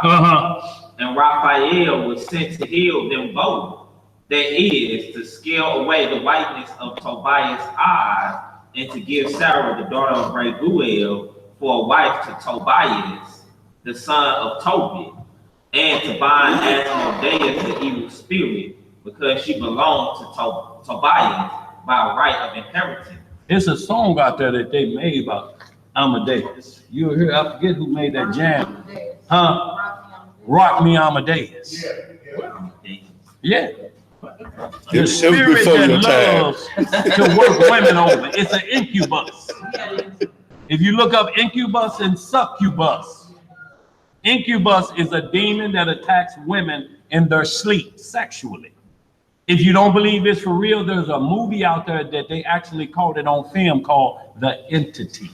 1979, a true movie actually filmed the demon having its way with the woman. They try to catch it in a glass ceiling house. It busts through there. Oh man, get the movie The Entity, and you'll see an incubus at work. Y'all, our weapons of war are not carnal.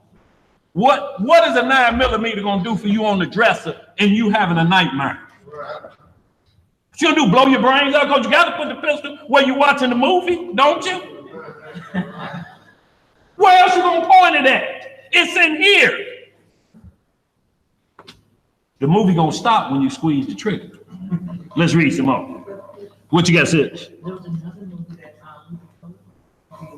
gives you an idea when she had a relationship. They said it was a man in spirit that came back, wanted to have a relationship with his spouse, but actually that was In Ghost, same thing, y'all. Same thing. He was coming back dancing with her. He was actually seducing her.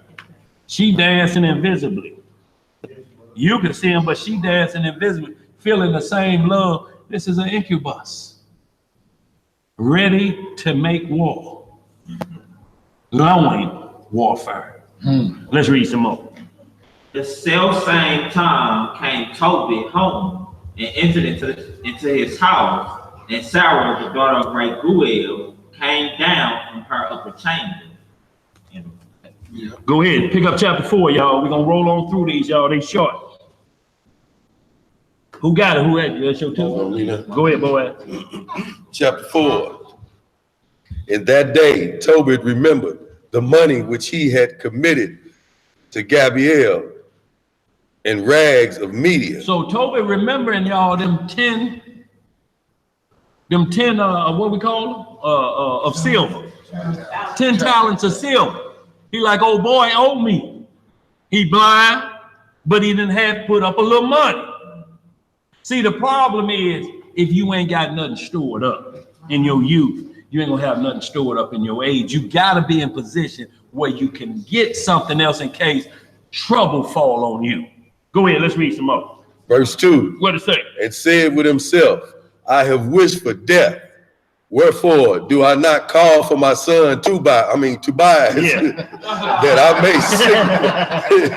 that I may signify to him of the money before I die. See, I got to tell my son, look, I got to leave an inheritance. I got to leave some. Every man that have child, you got to leave something for them. You got to leave some Social Security or insurance policy, something to kickstart them. If you die and they get in the hole and got to put you in the ground, it's going to be trouble. And if you pass that same thing on, it's going to be trouble, y'all. That's not what it was created for, to be fruitful and multiply. Let's read some more. You just having sex then and making babies. Go ahead. And he said, when I had called him, he said, my son, when I am dead, bury me and despise not. Forgive me, I got to get there. Switching pages. Despise not thy mother, but honor her all the days of thy life, and do that which shall please her, and grieve her not. And he said, look, the fifth commandment don't stop because the father's dead. Keep looking after your mom. Read on. Remember, my son, that she saw many dangers for thee when thou was in her womb. When thou was where? In her womb. And when she is dead, bury her by me in one grave. See, so he's saying you got to get to a level where you never hate your mother because you don't know what pain she went through for them 9 months. You ain't got a clue, and you talking fat noise. If she had a drink, that one drink, you be crazy as hell. And you talking noise. She could easily made you be somebody else up here, slobbing in the mouth, licking the window on the short bus. That could have been you.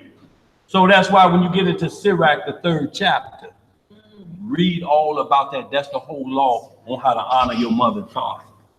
And then the 7th chapter, the 4th chapter, 7th chapter, go into some more of honoring thy father and thy mother. But this is what this law, I have to refer you back to law so that this book stays on point. Read some more, bro.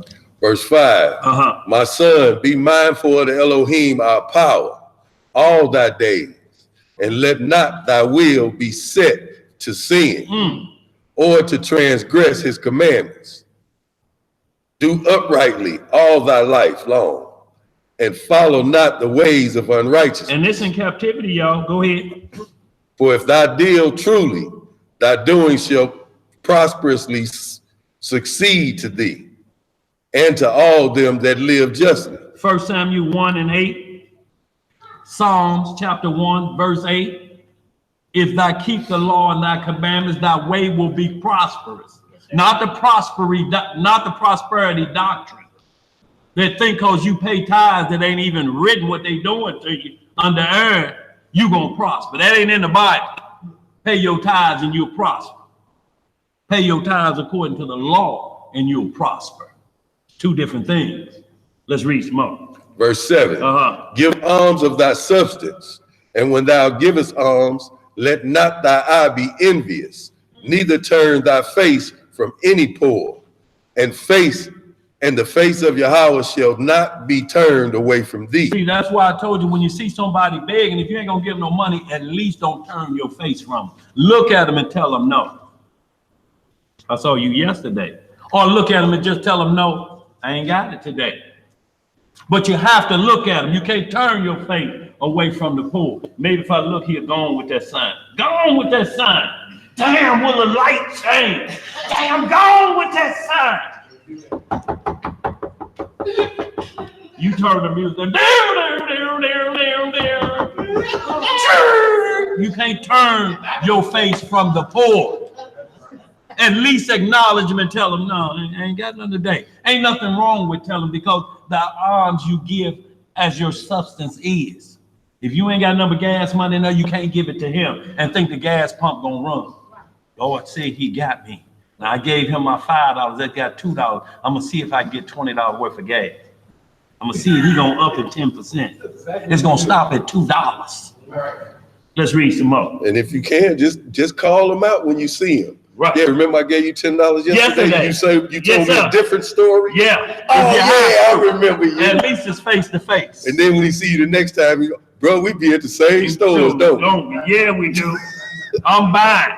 It's a true story, y'all. I ain't making that up. Know it. Let's read some more. Verse 8, if thou hast abundance, give alms accordingly. Accordingly. Go ahead. If thou have but a little, be not afraid to give according to that little. To that little, y'all understand it's based off of what you have. How you gonna give 10% and that's gonna take all of your light bill money and half the gas bill money? Creflo Dollar want to see W-2 form when he look at it.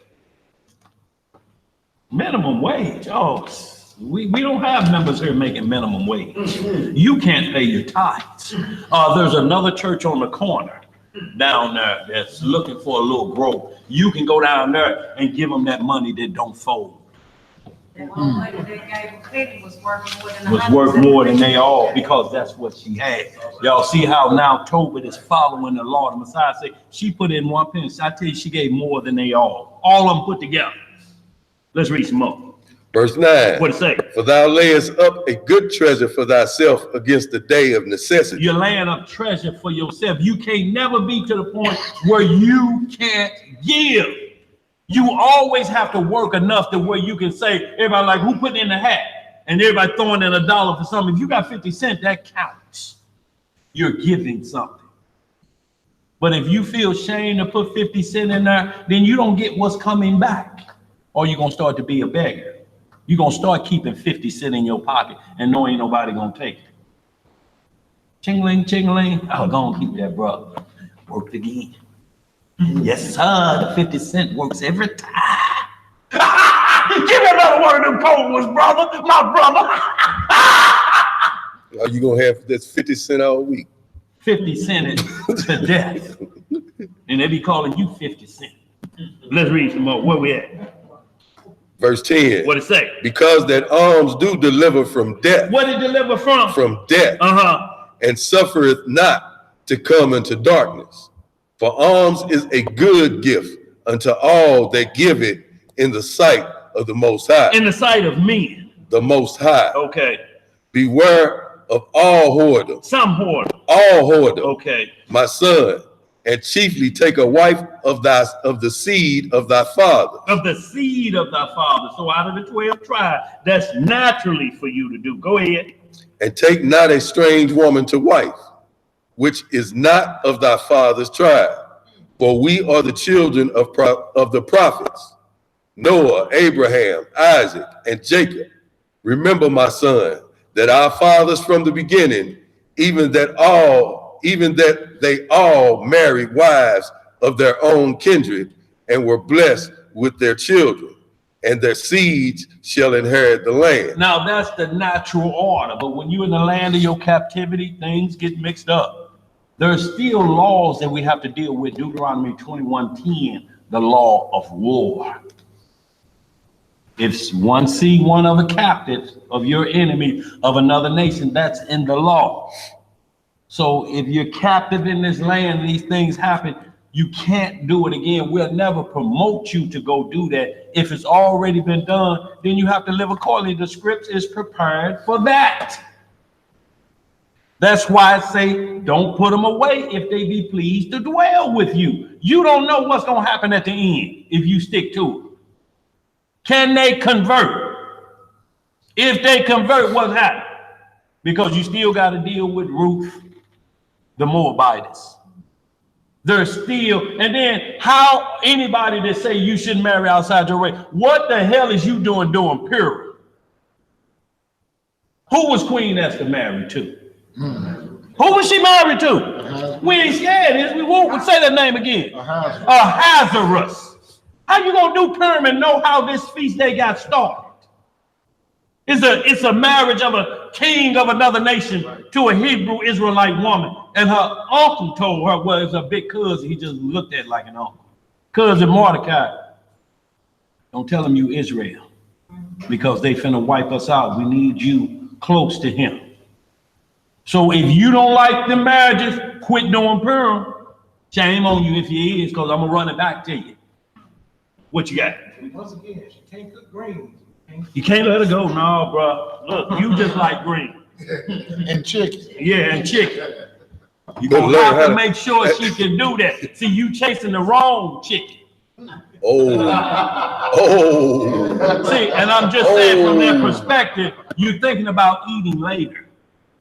See, you got to make sure she can cook if you're going to be doing that, because that's the cooking switch. If they cooking in the morning, you get woke up by, okay, yes, sir.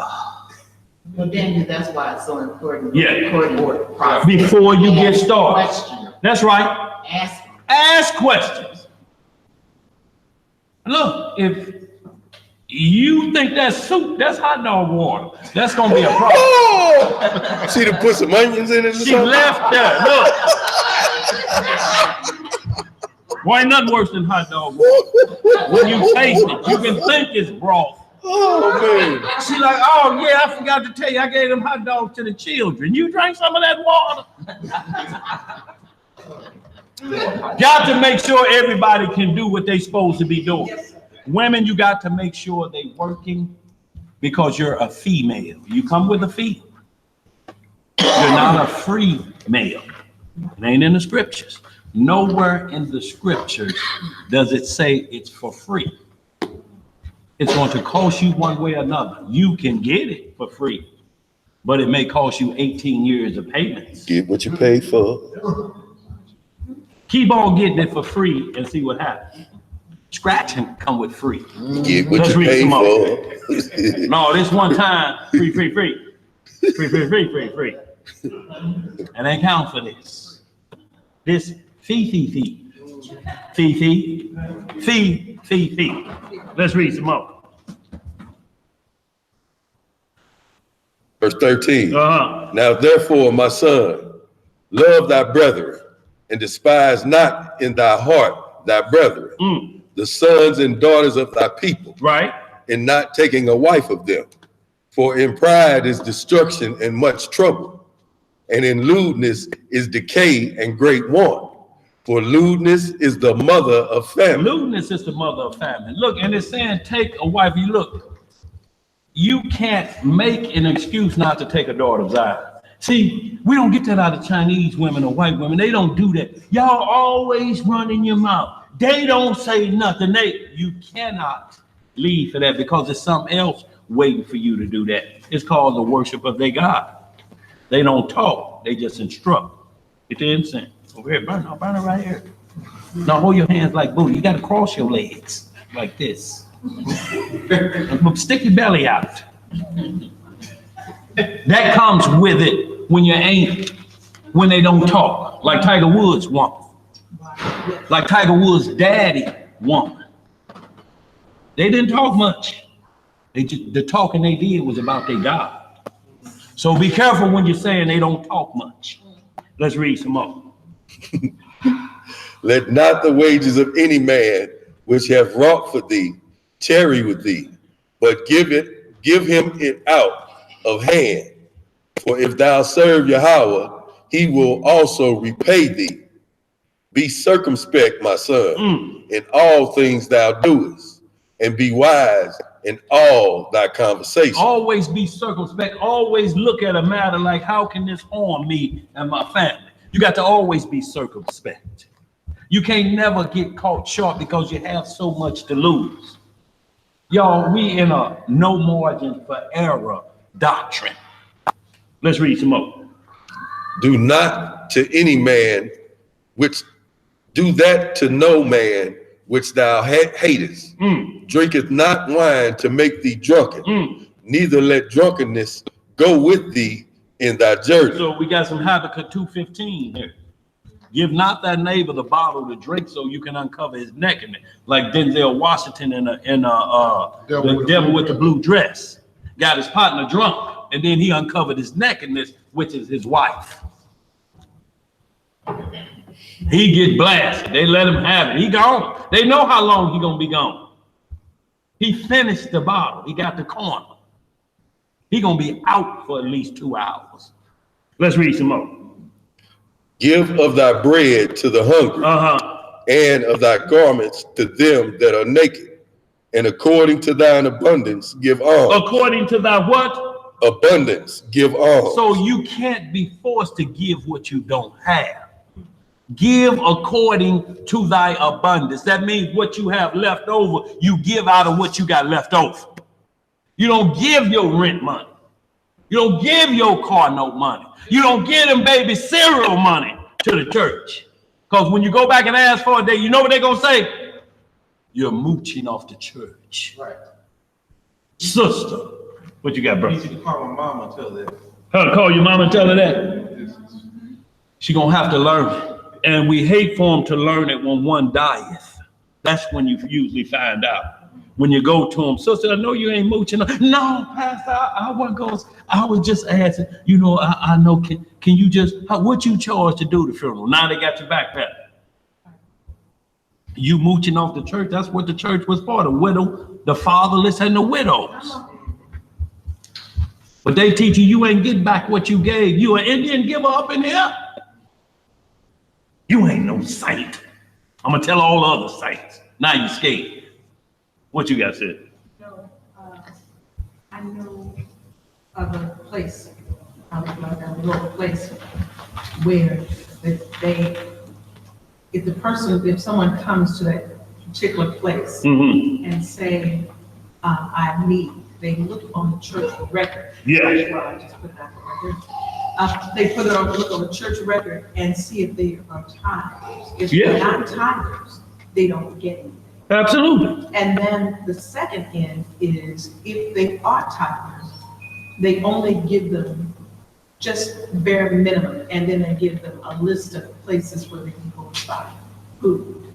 But not them. But not that. They give you where it's for free at. Right, and this is a large place. Yeah.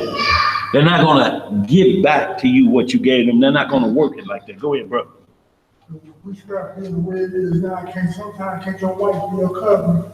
No. In a sense, I mean, Now, not covering like the head of the household, but, you know, but in a sense that where the helpmeet helps out. right. Well, the helpmeet, it may have to do the heavy lifting till you get back up to par. Yeah, that's temporary. That's not a permanent fix. Yeah. Like in the sense, like right now, if you ain't got your shit right now, you know what I'm talking about. If you ain't got no shit right now, you know what exactly what I'm saying. Yeah, look, because you're longing for it. That's what he said in the garden. Man should not be alone. Every time somebody see, and this is what gets a lot of women caught in that trap, because if you see the majority of people, right, if it's 10 people and everyone is a husband and wife, you're the only one, you feel like I'm the third wheel. Damn, I feel like I'm repro, and it make you get into something you don't want to get into. What you saying? Witchcraft is real high, you know. Yeah. You used to have lady friends and all that, but now, and they all move a certain way, they move forward to like, they try to make you break the law, that's all they want to do. They did it back then too. Right. You just had a lot of money and was full of Hennessy and partying. It was still there. They was just liking you because you had expense money. Plenty of it. Plenty of it. Let's read some more. You gone, bro? Go ahead, let's read this, y'all. We're gonna speed it up. We may skip chapter 5. Go ahead. And let not thine eye be envious when thou givest alms. Verse 17. What it say? Pour out thy bread on the burial of the just, but give nothing to the wicked. See, pour out your money on the burden. Look, have reception, have food there. That's what we try to do. We try to assist in somebody that died, that is going to be some reception food there, because it's still a feast. You have to really accept this. Is this going to happen? and crying make you weak. The death of one you've been fasting. So once they get lowered into the ground, you're like David now when he washed his face and said, I can eat now. The child is dead. Ain't no more I can fast for him. He dead. So then you bring out the food. You have to restore the people so they don't stay in that fasting mode, because once they buried, they ain't coming back under this sun. Let's read some more. Verse 18. What it say? Ask counsel of all that are wise, and despise not any counsel that is profitable. Bless the Lord thy power always, and desire of him that thy ways may be directed, and that all thy paths and counsels may prosper. For every nation hath not counsel, but the Elohim himself giveth all good things, and he humbleth whom he will, as he will. Now therefore, my son, remember my commandments, neither let them be put out of thy mind. And now signify this to they that commit 10 talents to get Gabriel, the son of Gabrias, at Rages in Media. 1 second, Joe. Yes. Scoot over. Flipping pages. It's a big page.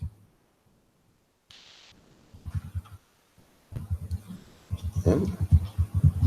21. I'm coming. I know which one it is. I'm just trying to get there. And fear not, my son, that we are made poor. That we are made what? That we are made poor. For thou hast much wealth, if thou fear Yahweh. See, and that same thing, Revelation 2 and 9. I know thou suffered poverty and tribulation, but thou art rich, because you got the word. You don't understand the riches that you have. The other nations do. Let's read some more. And depart from all sin, and do that which is pleasing in his sight. So we're going to just read the first 2 verses of chapter 5. Y'all read the rest of it on your own time, but we got to get to the meat of this so we can let sis, we want to be out of here by 4, so we got to hurry this up so sis can get at her class. Go ahead. They bring in, they're not for evil, it got to be some wealth that we got, we don't know what we got. Absolutely, look. You can't explain them.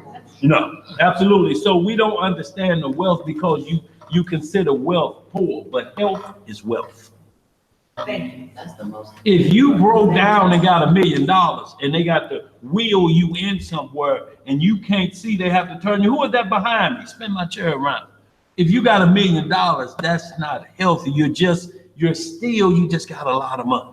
Who was that dude in the wheelchair, that real smart dude? Yeah. Just died? Stephen Hawking. Yeah, Stephen Hawking. Right, he would have gave anything to get up out that chair for me. Look, but he gonna be And didn't standing have up. enough to give up. He gonna be standing up at the resurrection. He gonna think it's a cure. They found a cure. They was operating on me. I'm woke. I'm standing up. No, you at the judge. You can be in the wheelchair at the judge. Let's read some more. Because the soul is not crippled. The flesh is. Let's read some more. Is that it? Chapter 5, verse Okay, so 1 just and the 2. first couple verses, y'all, and this gonna set it up. Because what he did, he said, his son, go get that money, oh boy, owe me. Let's read some more. You still me? No, yeah, All right. go ahead. Tobias then answered and said, Father, I will do all things which thou hast commanded me. But how can I receive the money, seeing I know him not? You've been knowing that that's your partner from y'all childhood. I don't know him. He living in another land. He don't even know I'm your son. Go ahead. Then he gave him the handwriting and said unto Read him, verse 2. Did you read verse 2? yeah. Okay, go ahead. Then he gave him the What did he handwriting, give him? the handwriting, Uh-huh. and said unto him, seek thee a man which may go with thee, whilst I yet live. I will give him wages and go and receive the money. So basically, he gave him the receipt. This receipt still got it. Abraham had the receipt when he bought the grave from them Hamites.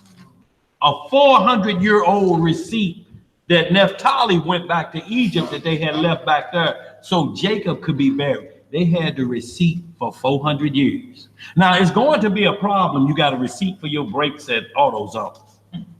You got a receipt for them jeans you got. You got a receipt for them glasses and them shoes, but you don't have a receipt for your most prized possession, your wife. How you ain't got a receipt for that and you saying she's my possession? Proven by what? By what?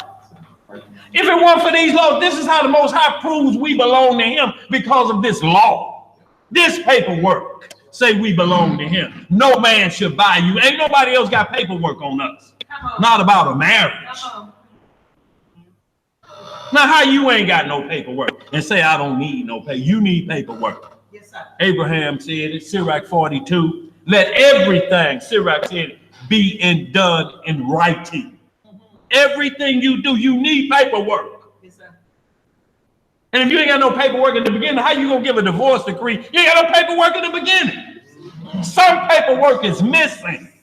You got to compare. Married on this day, divorce on this day. This ain't gonna tell you the marriage date. You ain't got the paperwork. So technically, you ain't never been what? Let's move on. Let's get down, y'all. And so to get through all of this, get down to verse 10. And see, he met Raphael, the angel. Y'all read up to verse 10. We're going to skip through this. And he going to ask him, who is he? He's an angel. Go ahead. He's Raphael. Go ahead. Verse 5.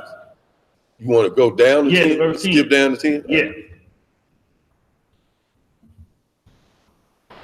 Verse 10. Then Tobit said unto him, brother, show me of what tribe and family thou art. Now you see him asking an angel about this. We always ask what tribe you from. Why ain't Job never been asked what tribe he from? Why Cornelius did from the Italian band ain't never mentioned his tribe? And angels are involved. Look, he even asking an angel right here, what tribe you from? Who your peeps? Yet we struggling to try to find out and say, well, he had to be an Israelite. No, he didn't. Because it would tell you what tribe they from. Let's read some more. Verse 11. What's that? To whom he said, dost thou seek for a tribe or family or an hired man to go with thy son? Then Tobit said unto him, I would know, brother, thy kindred and name. So he basically did what was happening earlier. They found Tobias standing by the way with a pistol on him. He's known how to get people through. Like you go to a strange town, they say these people gonna take you the rest of the way through there. It's bandits. He know the routes. So Tobias, Raphael the angel was standing there like a man that you know, he like, anybody need to get through to point B, I know the route. I know where the killer's at. I'll protect you. So he positioned himself like that, like people that stand in front of Home Depot that want to do some work. You know why they standing out there. They want to get on the back of their truck. See, everybody standing on a street corner will work for food, don't want to get on their truck. If they had that sign in front of Home Depot, you know they mean business. Now just ask them to got that sign. Brother, I'm so glad you stand up. Boy, I got about 15 bags of leave. Watch that sign turn around like this. Just hungry. You got a little change. That's a double sign. Yes, a double sign. Where we at? Go ahead, bro. Read a little bit more. Verse 12. Then he said, I am Azariah. Who he say he was? Azariah, the son of Ananias, the great, and of thy brother. Right. Then Tobit said, thou art welcome, brother. See how we didn't just take anybody in as a stranger. You had to know where they come from. You had to know what God they serve for them to be considered a stranger. One outside the law, but you can accept in because we talking the same law. You can come invite nobody in your house and worship the devil. Right.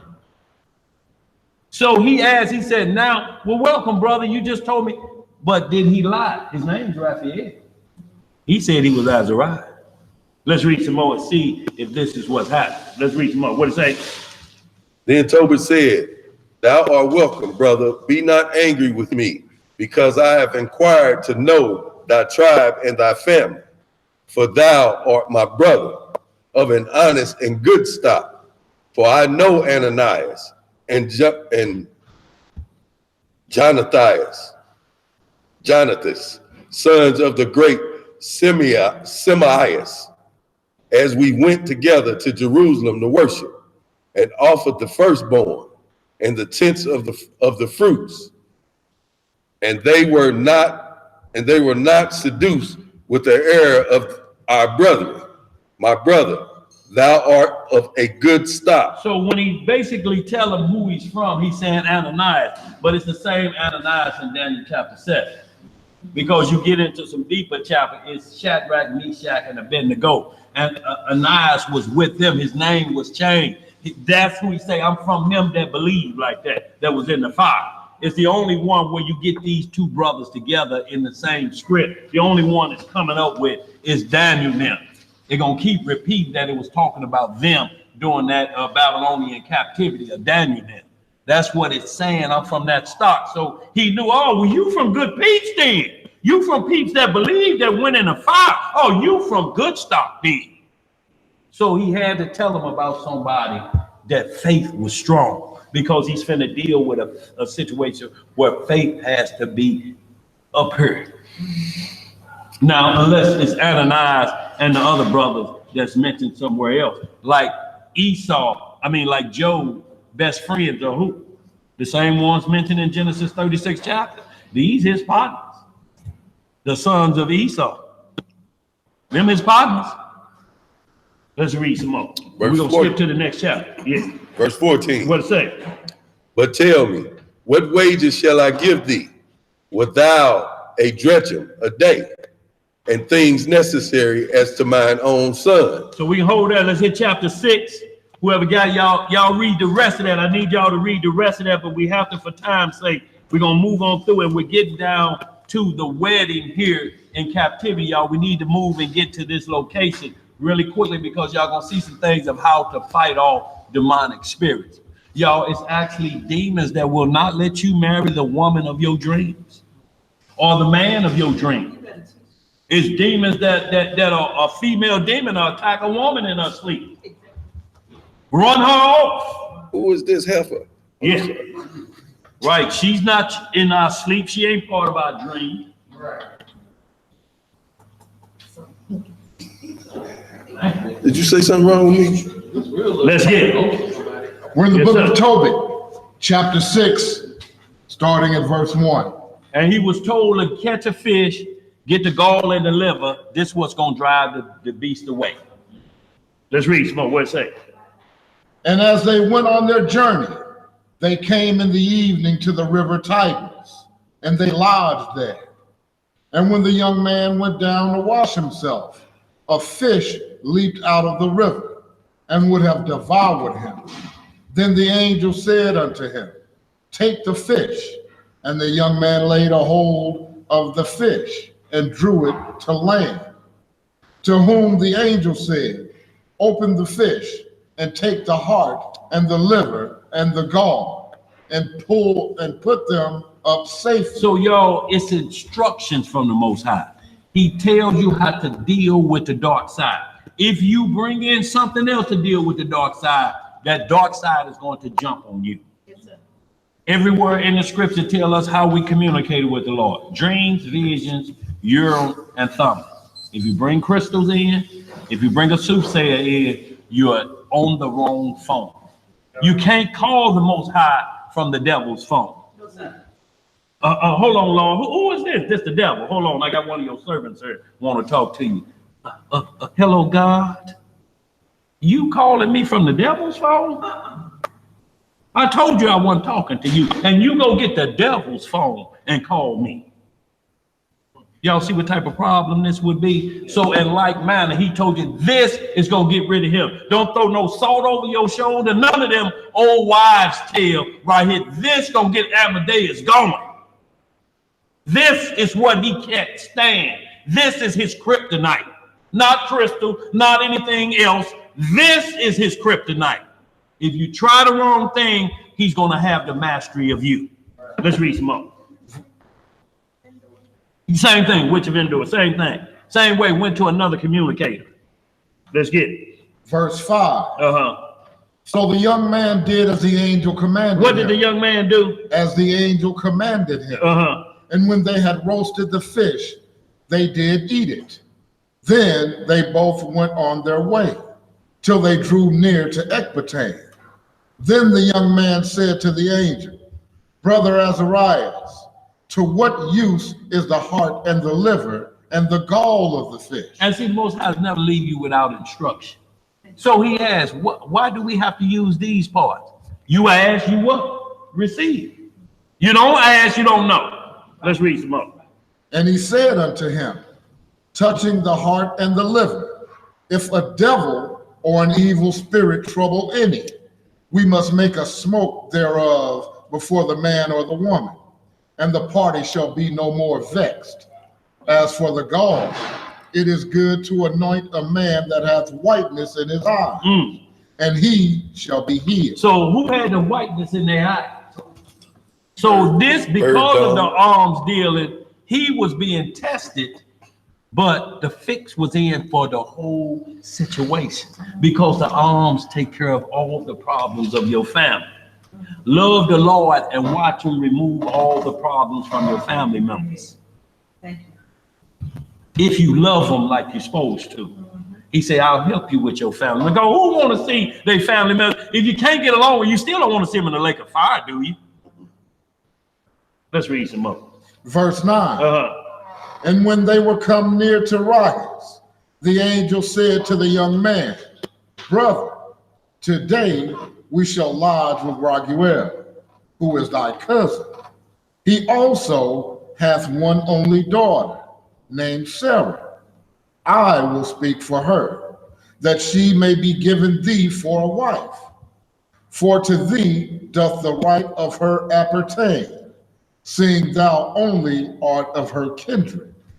And the maid is fair and wise. What is she? She's fair and wise. Uh-oh, y'all. She got skills. She's smart and she's beautiful. What? Smart and wise. She's not a butterhead. Let's read some more. Now therefore, hear me, and I will speak to her father. And when we return from Rages, we will celebrate the marriage. See, is that order to marriage? Who he say he gonna speak to? The father. Her father.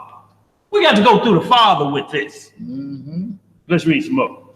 For I know that Raguel cannot marry her to another according to the law of Moses, but he shall be guilty of death, because the right of inheritance doth rather appertain to thee than to any other. Then the young man answered the angel, I have heard, brother Azarias, that this maid has been given to 7 men, who all died in the marriage chamber. So y'all heard how this had got across counties? He like, I heard about her. Got that killer stuff. She done had 7 husbands and died. I don't know about that now. Wait a minute. I ain't in a hurry to get that killer. Go ahead. Verse 14.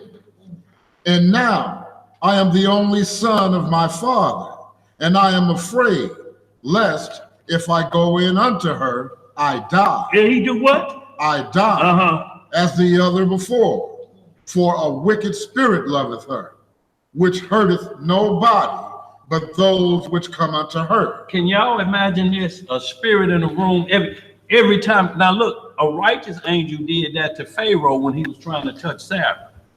They brought Sarah in, when they came, they're like, man, it's a dude out there, we done stopped, man, his girl is fine. Man, we better go tell the king. It's a fine one out there. But the dude say it's his sister. Bring her to me. He set up, they washed Sarah up and perfumed her, and every time he tried to reach his hand, the angel would bend it back like this, or give him the uncle. Uncle! He's like, this must be somebody's wife. Damn. Bent my finger back to the wrist. That angel was working him over, so it works on the good side of the supernatural side as well, when somebody trying to take somebody that don't belong to him. That's how he has our back, y'all, in captivity. A man come to take your wife, if you like that, and you're powerless at this point against the Egyptian army. The Most High sent that angel now. Every time he looked like he was reaching to rub on a part, he bent his finger back like this. And finally he got it. He like, damn, this ain't no coincidence. Let's read some more. Okay. For a wicked spirit loveth her, which hurteth nobody but those which come unto her. Wherefore I also fear lest I die, and bring my father's and my mother's life because of me to the grave with sorrow, for they have no other son to bury them. Then the angel said unto him, Dost thou not remember the precepts which thy father gave thee? And thou shouldest marry a wife of thine own kindred? Wherefore hear me, O my brother, for she shall be given thee to wife, and make thou no reckoning of the evil spirit. For this same night shall she be given thee in marriage. And when thou shalt come into the marriage chamber, thou shalt take the ashes of perfume, and shalt lay upon them some of the heart and liver of the fish, and shalt make a smoke with it. And the devil shall smell it, and flee away, and never come again any more. But when thou shalt come to her, rise up, both of you, and pray to Yah, which is merciful, who will have pity on you and save you. Fear not, for she is appointed unto thee from the beginning, and thou shalt preserve her, and she shall go with thee. Moreover, I suppose that she shall bear thee children. Now when Tobias had heard these things, he loved her, and his heart was effectually joined to her. So we're gonna get right to the point, and y'all read 1 through 8 on your own, and we're gonna get down to verse 9. And what's happening is they finally made it back to Tobias' house to talk with his father, you know, because his mother thought he was dead. She went out every day looking for him till they finally got there. So they back and they finna run it down to him. Start at verse 9. The book of Tobit, chapter 7 and verse 9. So he communicated the matter with Raguel, and Raguel said to Tobias, Eat and drink and make merry, for it is meet that thou shouldest marry my daughter. Nevertheless, I will declare unto thee the truth. I have given my daughter in marriage to 7 men who died that night they came in unto her. So he landing on the line. Now look, you know the word that's out around town. See, he wasn't prostituting his daughter because he could have just got money and know the man was gonna die. This way she ain't never been get hit. So he could keep saying she's a virgin and keep prostituting her out because ain't no man never gonna get with her, and he keep getting changed. Girl, they gonna make be me dead. rich. So she's the original Black Widow. If against her own will. Yeah, go ahead. Against her own will. Yeah. Nevertheless, for the present to be married. For the present be married. But Tobias said, I will eat nothing here till we agree and swear one to another. Raguel said, Then take her from henceforth according to the manner, for thou art her cousin, and she is thine. And the merciful Elohim give you good success in all things. Then he called his daughter Sarah, and she came to her father, and he took her by the hand and gave her to be wife to Tobias, saying, Behold, take her after the law of Moses, and lead her away to thy father. And he blessed them. So right here, who brought her down the aisle again? Her father. And do according to the law of Moses. Let's read some more. Verse 14. And called Edna his wife, and took paper. And took what? And took paper. And did write an instrument of covenants and sealed. They took, hey, look, it's a covenant here. And sealed it, but it's 2 witnesses. It ain't just y'all making some covenant after y'all done did the dirty. The father, we write it up. Come here, babe. See how a husband and a wife agree together? Just like we read in Sirach 42:7. The same thing, they wrote it down. Look, he gonna marry our daughter. We need to put this down in case somebody, man, I saw your daughter. She was with, is that demon she was with? No, she's legally married. He's got the paperwork. Let's read some more. Cause they know everybody else gonna be dead, so they think the demon is manifested now. Okay. Go ahead. Real fast. Uh-huh. So, but, and that's another part of it, it talks about how they wrote it and then they put it on the wall. This is a ketubah. The ketubah is one which we did. And that's more Kabbalah. Ketubah It's more Talmudic. always. And it's called a ketubah. And it's basically, it's their form of writing about a marriage ceremony. Can it be used? No, it's got some different rules. You got to look at the ketubah because it is given certain rights outside of what Moses is saying.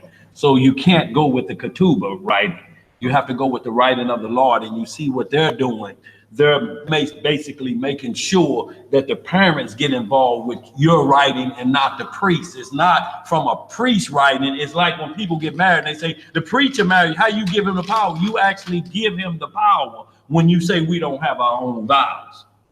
You give him the power to do it. And that's why he said, by the power vested in me, because you gave him that power. So what he's saying, you're agreeing to.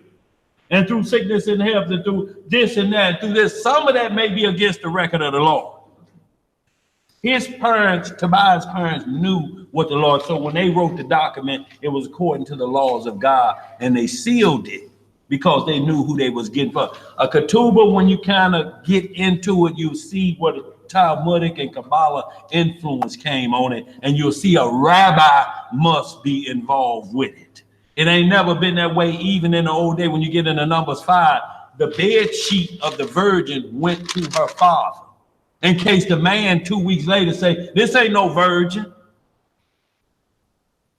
I had to go to Home Depot and get a 2x4 and strap it to my back. This ain't no virgin. Oh. He would have to go get the marriage sheet and show the hymen blood that yes, she was a virgin. You just working with swimming pool shrinkage. I went in there and fell to the bottom.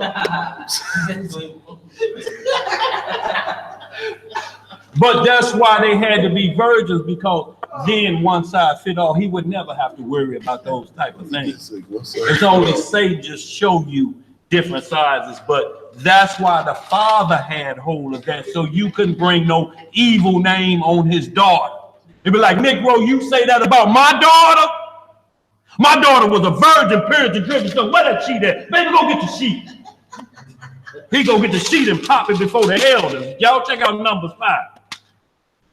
And that blood is different from monthly. That would prove it. This the sheet that came off the bed that night. That's the blood covenant. That's what he sprinkled on us when he gave us the commandments written in stone. That was a contract, a marriage contract with Israel. Then he sprinkled them with the blood, that pure blood, and sprinkled all the people so that belonged to him. And he got the receipt of the hymen blood of us at the base of Mount Sinai. And Moses was the arbitrator. But it was from the Lord's covenant that he married us according to the Lord's commandments, not Moses. Moses didn't say, now I pronounce to you, y'all married to the Lord. He told them what the Lord said. Ezekiel 16, 1 through 16 tells you how he married us. He said, when the time of love came, then I spread my covering over you. But I engaged you, I walked you, and I showed you I got your back. I was an M-A-N. I meted all needs. Most High ain't never been an M-A-N, mooching a Negro. Let's read some more. Verse 15. What it say? Then they began to eat. What they began to do? They began to eat. See, it's feast day time now. We got the covenant written. You eat after that, don't you? Why is you always after the paperwork time we go eat? You eat after everything. Yes, sir. Verse 16. After Raguel called his wife Edna and said unto her, Sister, prepare another chamber and bring her in thither. Which, when she had done as he had bidden her, she brought her thither, and she wept, and she received the tears of her daughter, and said unto her, Be of good comfort, my daughter. The Most High of heaven and earth give thee joy for this thy sorrow. Be of good comfort, my daughter. Okay, so y'all, let's get right in. This is the chapter 8, y'all. This is the deal of men and women making a covenant amongst themselves. Their vows, their wedding vows to each other. Y'all, we just gonna go through this. The rest we're gonna tell y'all to hit because we pretty much out of time. We need sister to get a good hour or so in on our class. But most of this, y'all, we're seeing to treat us thing is the same as Matthew 5 and then Leviticus 25 we went over about the stranger. You have to, it's just not about Israel. We have angels that's amongst us. How you gonna leave that out? Everywhere we read, they treat it like a regular human being, ain't they? They eat, they converse, and they look at their name and family members. But if you ain't looking out for this stranger, you're going to be caught short. You'll be on a mission next against them. Now you're going to be like the Sadducees who didn't believe in angels. Let's read some more. Just going to read a little bit of this 8, y'all, and we're going y'all will get into the rest of it. Where we at? Tobit chapter 8, verse 1. What it say? And when they had supped, they brought Tobias in unto her. Sound like Laban when Jacob them was there, right? Yeah. Go in. Verse 2.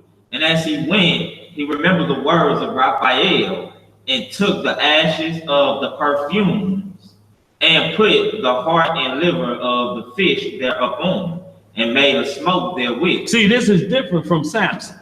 Samson was into lust. He was chasing women, even though he was at war, and he used Deuteronomy 21:10 to take them Philistine wives. And this is what I'm saying. The law in Deuteronomy 21:10 gonna be a problem for anybody when you keep saying Deuteronomy 7:6. Just hit it real quick. It's just one verse. Somebody hit Deuteronomy 21:10 for me, really quick. Because this is law. You have to understand Samson was at war with the Philistines and he saw one of another nation. Is this against Deuteronomy 7 and 6? Y'all, we have to be covered on every angle. Other naysayers gonna come to us and tell us your Bible is tampered with. And when you choose to opt out instead of dig deep and say, hold on, Muslim, hold up, swole up, I got to go study this. 21:10. Yeah. I got it. Deuteronomy chapter 21, verse. We talking about an angel you that you got the name out there. Yes, sir. Go ahead. Deuteronomy chapter 21, verse 10. What it say? When thou goest forth to war against thine enemies. Go to war against thine enemies. See, this is why you got to be careful when you're in another nation talking about them heathens our enemies. Them our enemies. We at war with them. Well, how you gonna be mad at a brother if he got a wife of the enemy? Y'all say you at war, don't you? Ooh. Let's read some more. You're dressed up like war. Got on the whole war outfit, armband and everything, ready for war. Let's read. When thou goest forth to war against thine enemies, and the Elohim thy power hath delivered them into thine hand, and thou hast taken them captive, and seest among the captives a beautiful woman. A what? A beautiful woman. And has a desire unto her. I have a what? A desire unto her. That thou wouldest have her to thy wife. See, not have her to that side piece. Or just to get rid of some horniness. What he say, have her to be what?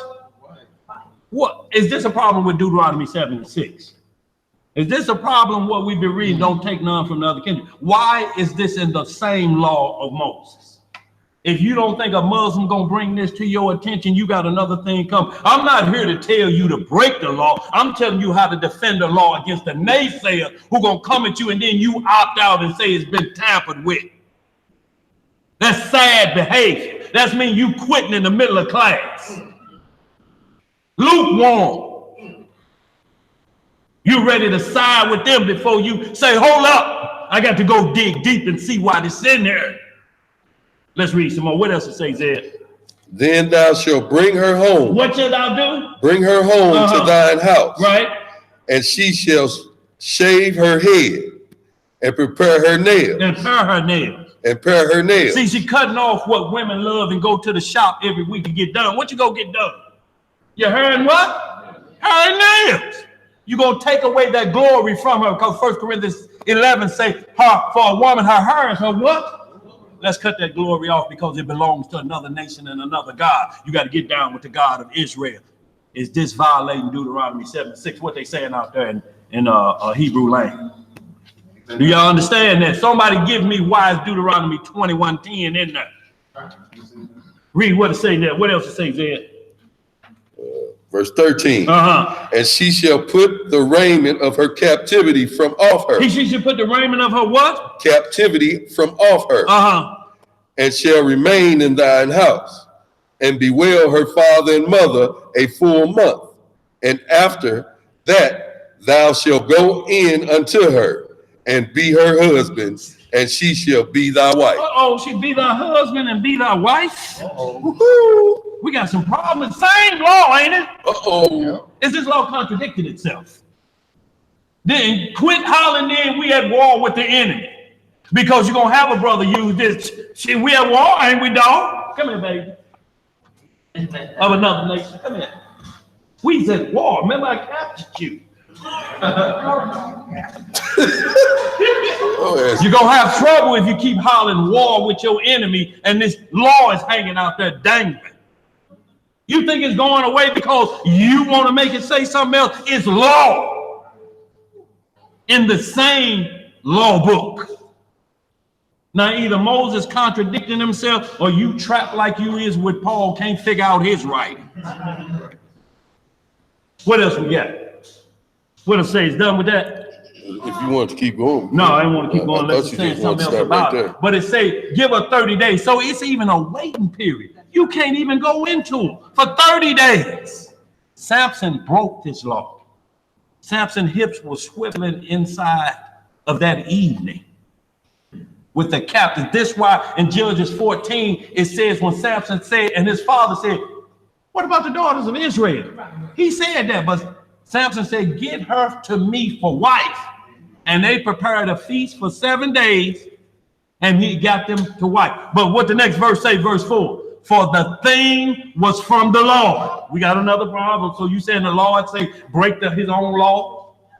What you gonna be saying there? See, now the Romans done snuck back in the Old Testament and put that in there. See, it's got R-O. What you think that R-O? That means Romans snuck in here. Everything ain't gonna be the Romans did. You're gonna have to deal with this, not for other Israelites, but for other people of other doctrines that's gonna point to your book and say, it's full of contradiction. That's why I serve the devil.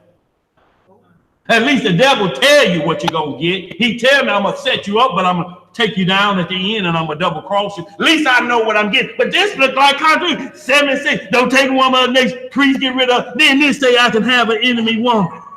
I'm so confused. You need to pray to the Most High. What would you say then? You say exactly what the law is saying. If you take her home, she has to meet all of the requirements. You kill up a nation and all their men, their women can't reproduce. Who gonna be your servants? Who gonna be your servants if these women, if they don't get with other nations?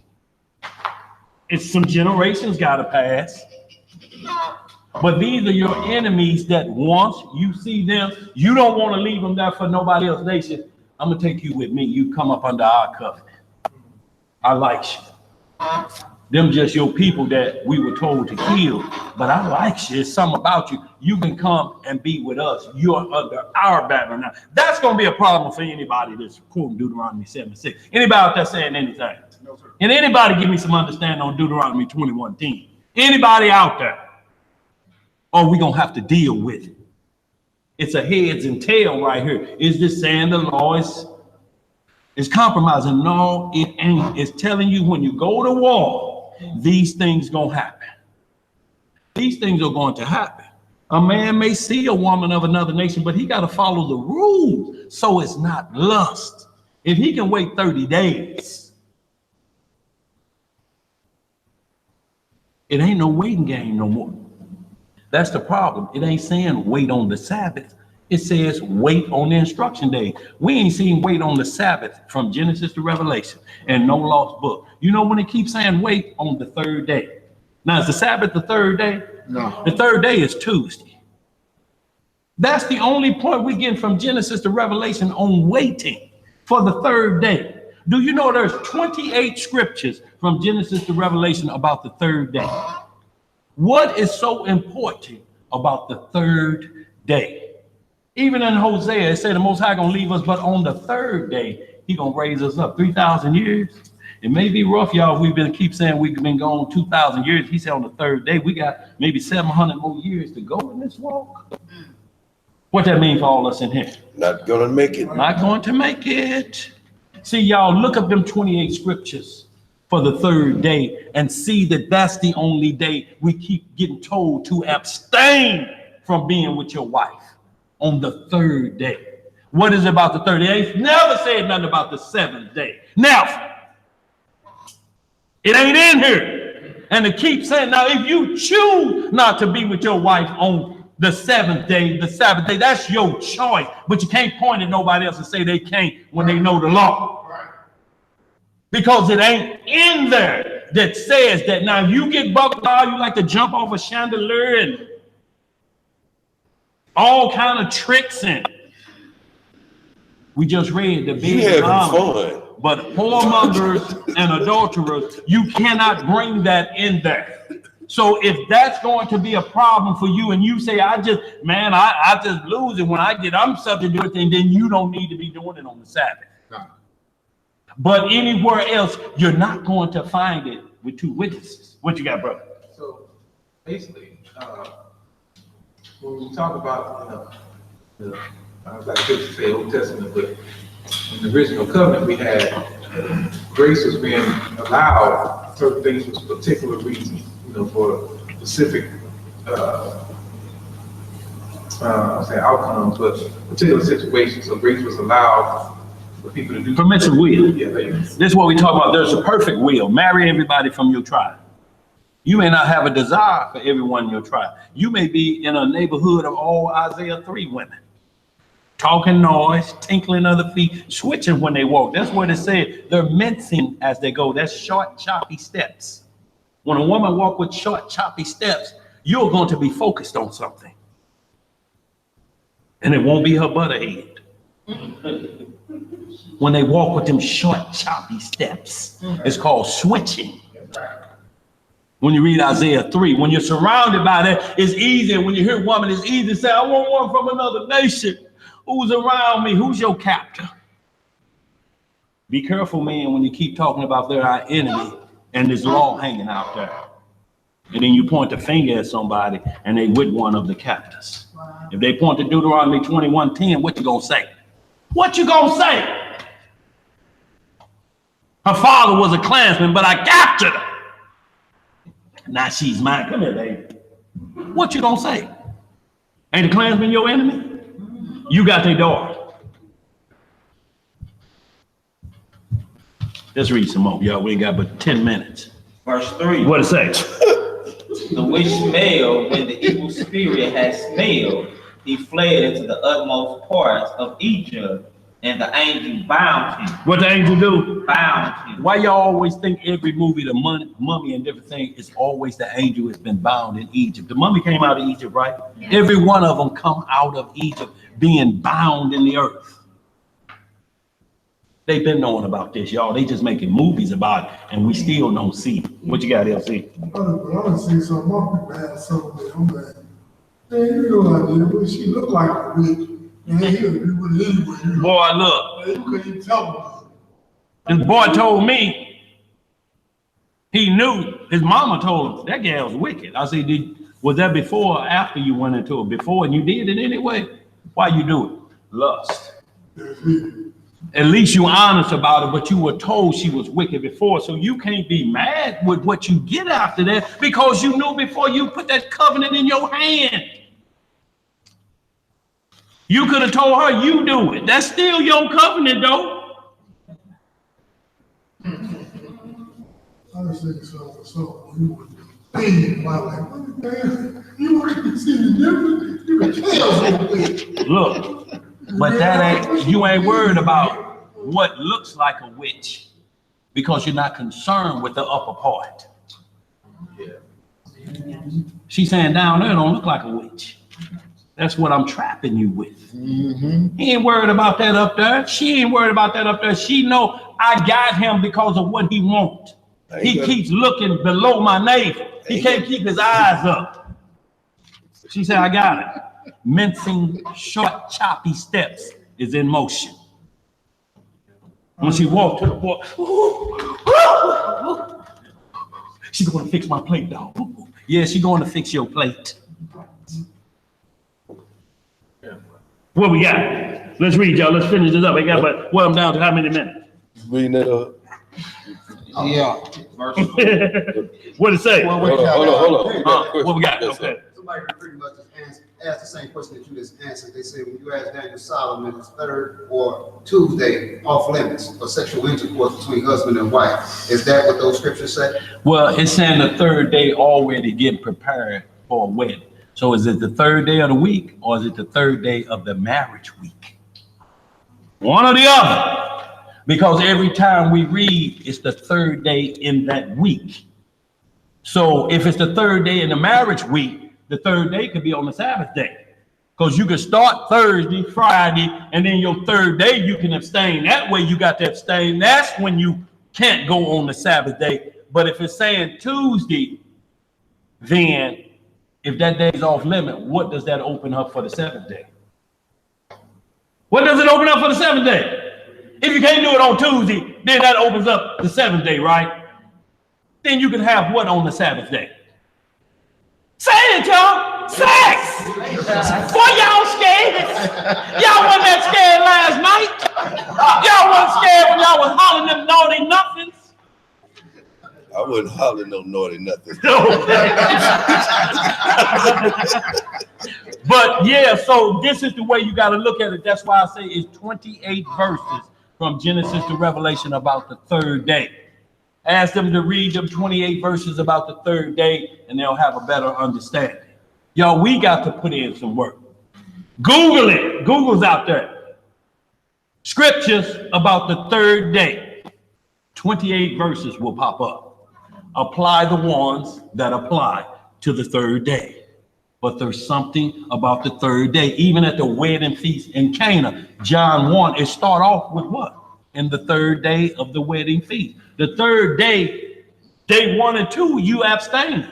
And 3, I don't know if you abstain in day 1 and 2, but it's in the third day, you got to for sure hold back.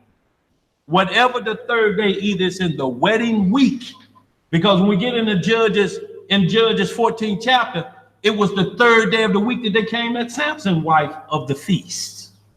They came at her the third day to defile it. What happened, y'all? It's this third day. Look up the 28 verses. That's all I'm saying, y'all. Do some homework. What you got, Tobias? What they saying? Okay, let's read some more. Get them 28 verses, y'all. Verse 4. What it say? And after that, they were both shut in together. Uh-huh. Tobias rose out of the bed and said, Sister, arise and let us pray that God will have pity on us. See, you got rid of the evil spirit. Go ahead. Then began Tobias to say, Blessed art thou, O God of our fathers, and blessed is thy holy and glorious name forever.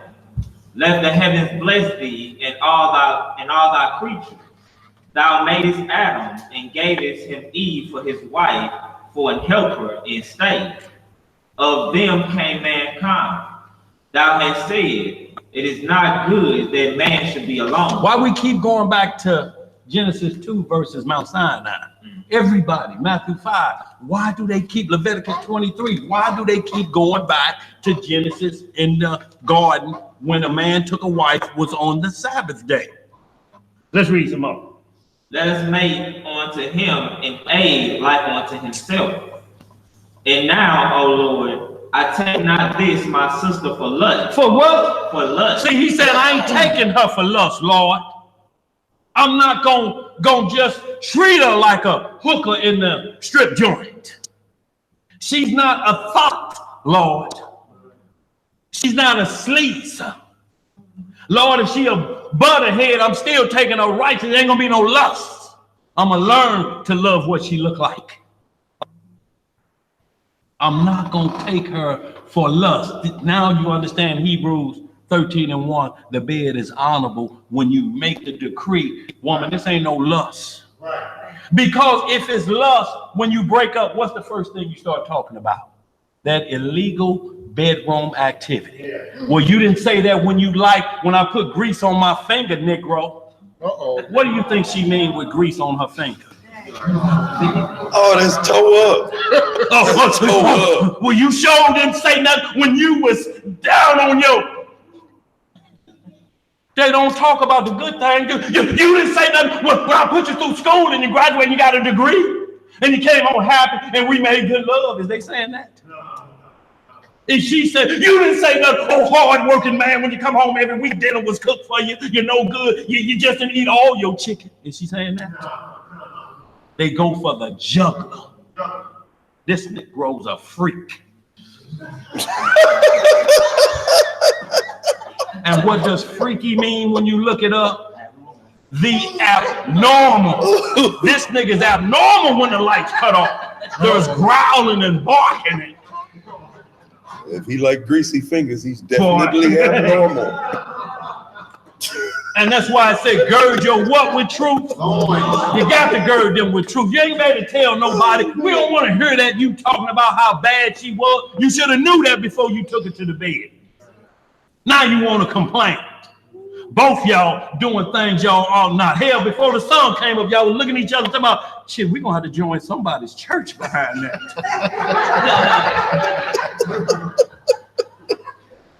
So I take a knot for lust.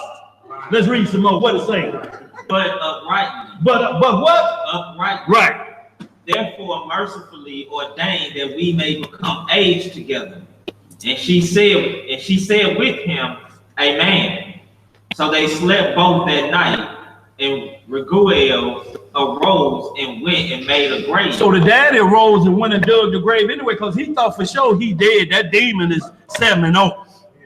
But they made a covenant, then they went to bed. We ain't gonna do nothing lustful. I ain't gonna even mention them other dead men, because that's bringing into your memory another man. No, we ain't gonna do none of that. Not for lust, sister. I can wait. I can wait.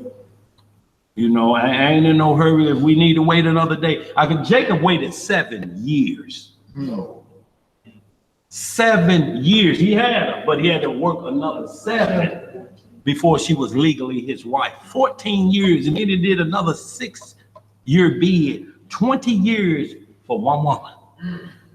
These Negroes ain't lasting 20 hours. Be on, dragon woman. Your breath hot, get going. You been here all night, damn, the sun is up. Be gone. 7 years. But Laban told her, you can't marry her. You got to still give her her wedding week. You owe her a week of pleasure. To her to feel like a woman and you her husband. But he worked for 7 years in that field, raising them cattle for his bride. And all they did was sport. Did a little kissing, holding hands, you know, swinging each other around, sporting. But never did ask her to pull a dress up.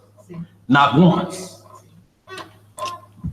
And not only this, to say Joseph took Mary in lust. Do you know that Joseph is the daddy? Negroes say that he took Mary outside of what Tobias is saying here. He took her for lust.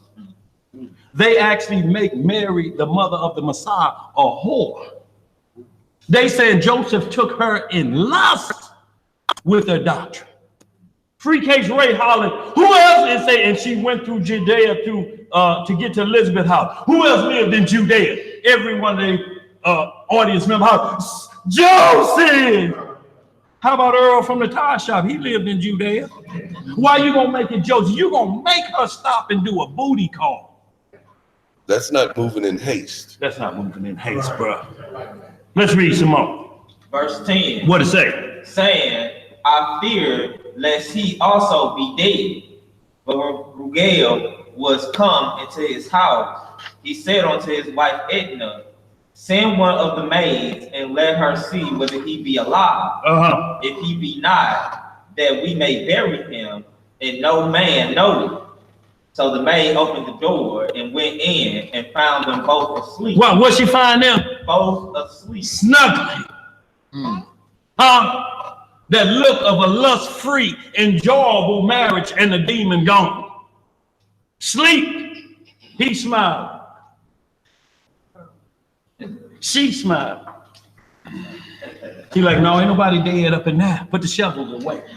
Go ahead, bro. Verse 14. What it say? And came forth and told them that he was alive. Then Rugel praised God and said, O God, thou art worthy to be praised with all pure and holy praise. That's right. Therefore, let thy saints praise thee with all thy creatures, and let all thine angels and thine elect praise thee forever. Thou art to be praised, for thou hast made me joyful, and that is not come to me which I suspected, but thou hast dealt with us according to thy great mercy. Thou art to be praised, because thou hast had mercy of two that were the only begotten children of their fathers. Grant them mercy, O Lord, and finish their life in health with joy and mercy.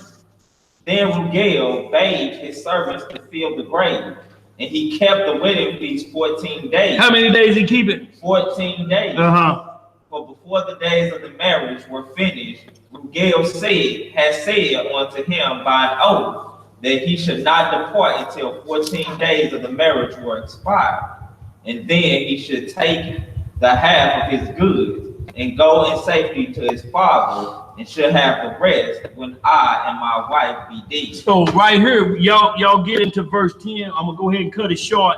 Y'all read all of this the rest, but verse 10 goes into when they went and got that money from his daddy's friend, and they told him to come to the wedding. Third day looked like y'all told him he came in the third day of the feast. You're gonna keep seeing this third day pop up. This man came with the money and the feast. So his daddy was set on good, 165K in today's money, because he had the receipt. He had the receipt. Y'all, if you ain't got the receipt, it's like winning the lotto and realize when you get to the office it expired yesterday. If you ain't got the receipt. If you ain't got the receipt from your woman, let her go to the hospital and watch your crayon document expire when he asks who's next of kin. What you gonna pull up? You gonna have to pull up your phone and go to contacts. My baby's mama.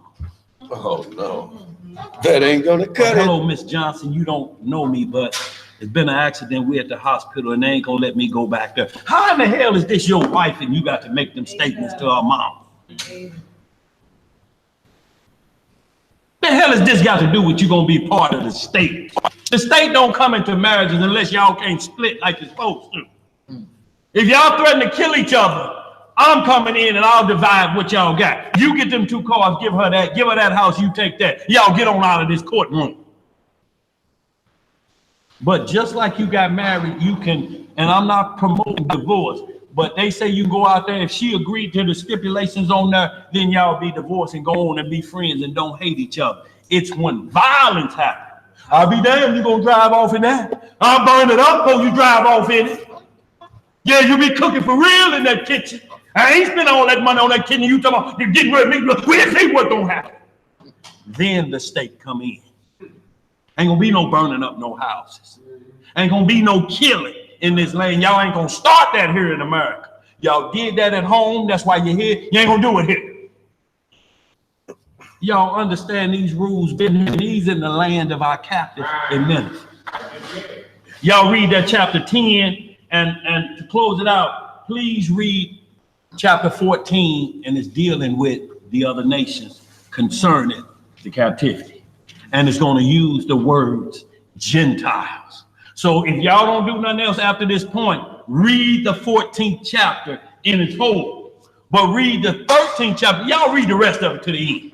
Because the 13th chapter is all about how to give praise and alms to the Most High. Yes. The 13th chapter. And then the 14th, y'all must read it because it's the end of the matter. And you're going to see how Tobias, the son, Tobit, lived in a good old age, 127 years old. Tobias. So, yo, I wanted to do this to finish up entertaining a stranger, because it ain't just flesh we see like this. A stranger is an angel that keep the law, statutes, and judgments. He's a stranger. You got to include that in your Leviticus 25. How you gonna leave stuff out? You can't leave stuff out when it's written. You got to be 4 corners on this. Y'all make sure y'all read that 13, but please read that 10. That's about the money. Oh boy had that money. You got that receipt? I need that receipt, partner. It's like you go to jail. Most people get a pawn ticket, all their jury, they go pawn it, get their money, get a pawn ticket to somebody they trust. Around here, I used to go to Harry the Barber on Dick Gregory and Martin Luther King. Been there since 1954. Watch thousands of brothers come, well, not thousands, but y'all know what I'm saying. Give their pawn receipt to Harry the Barber, because they know what Harry gonna do, what type of man Harry is. It's gonna be here when you get out. Now, if you get out and you ain't got no money, I'm taking that pawn receipt myself and get my money back. But there's a receipt, there's a transfer of receipt. When you hear somebody talking about no paperwork, get away from that. Get away from no paperwork. It's always been paperwork. It's always been paperwork. With that, y'all can close out. Sis got to get a class going. Any questions or concerns out there? What's going on? Octone out of DMV. Octone laughing at that boy. He couldn't understand. I don't understand why they never give a second witness for Isaiah 58:13, but use it as excuse. Because it ain't no second witness. Jubilees ain't the second witness. Jubilees 50 ain't the second witness for pleasure. Look, when you call it pleasure, it's only pleasure when you've worked.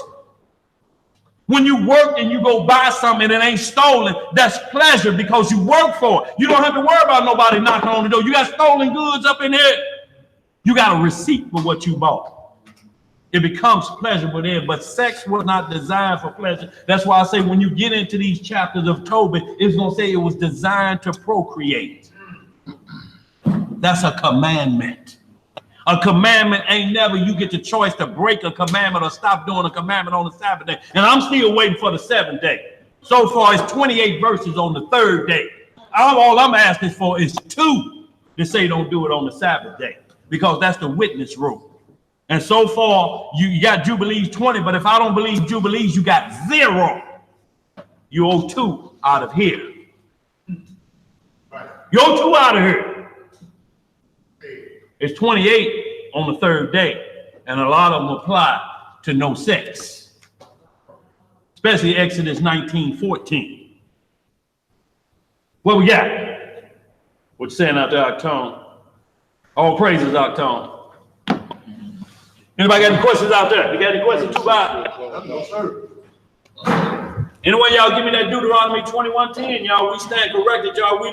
We don't say, or we would never have pride deep in us to say we know everything or anything about it, but the bottom line, it is what it is. If this right here, I'm not going to overlook that and call you a heathen lover because Deuteronomy 21:10 and say you ran to that. I'm supposed to run to it because the naysayer gonna run to it. We can't be lukewarm in this, y'all. What we got, bro? Psalm 36 on the closing prayer. All right, everybody. Y'all read all that, Tobias, y'all. That's good work. That's excellent work, y'all. We'll close out with the Most High's permission. In the name of his only beloved and begotten Son, our Lord and Savior, Yahweh Shah HaMashiach, locally known as Jesus the Christ. Long live the King. Long live the King. Reading in the book of Psalms, the 36th chapter, and it reads, the transgression of the wicked saith within my heart, that there is no fear of Yah before his eyes. For he flattereth himself in his own eyes, until his iniquity be found to be hateful. The words of his mouth are iniquity and deceit. He hath left off to be wise and to do good. He deviseth mischief upon his bed. He setteth himself in a way that is not good. He abhorreth not evil. Thy mercy, O Yahweh, is in the heavens, and thy fullness reacheth unto the clouds. Thy righteousness is like the great mountains. Thy judgments are a great deep. O Yahweh, thou preservest man and beast. How excellent is thy loving kindness, O Yah. Therefore, the children of men put their trust under the shadow of thy wing. They shall be abundantly satisfied with the fatness of thy house, and thou shalt make them drink of the river of thy pleasure. For with thee is the fountain of life. In thy light shall we see light. O continue thy loving kindness unto them that know thee, and thy righteousness to the upright in heart. Let not the foot of pride come against me, and let not the hand of the wicked remove me. There are the workers of iniquity fall. They are cast down and shall not be able to rise. Hallelujah! And let me say this to y'all, that other, when he had the gall and the liver, the gall cured his father of blindness. They rubbed it right on his eyes, and he saw his only daughter get married. Yes, sir. Y'all talking about the Most High working it. And thank y'all for chiming in with us today, y'all, on this holy Shabbat day. If y'all got a shekel or two, we greatly appreciate it. And thanks to all of y'all, Todah, for all of y'all that continue to support the ministry. Thank y'all. Y'all, for any of y'all want to hang around, bro, gonna set it up for Sister Ema's, Ema Bar, Sister Bar class. She gonna run down some wellness tips. Y'all, we're gonna get on out of here. If y'all want to hang around, hang on around. Let's see here. Oh, praise. Yes, sir. See that Genesis, that Deuteronomy 21:10 is a dagger, man. It's gonna cause problems. Yes. You know what I'm saying? Because it's gonna be a problem. It's another nation when you get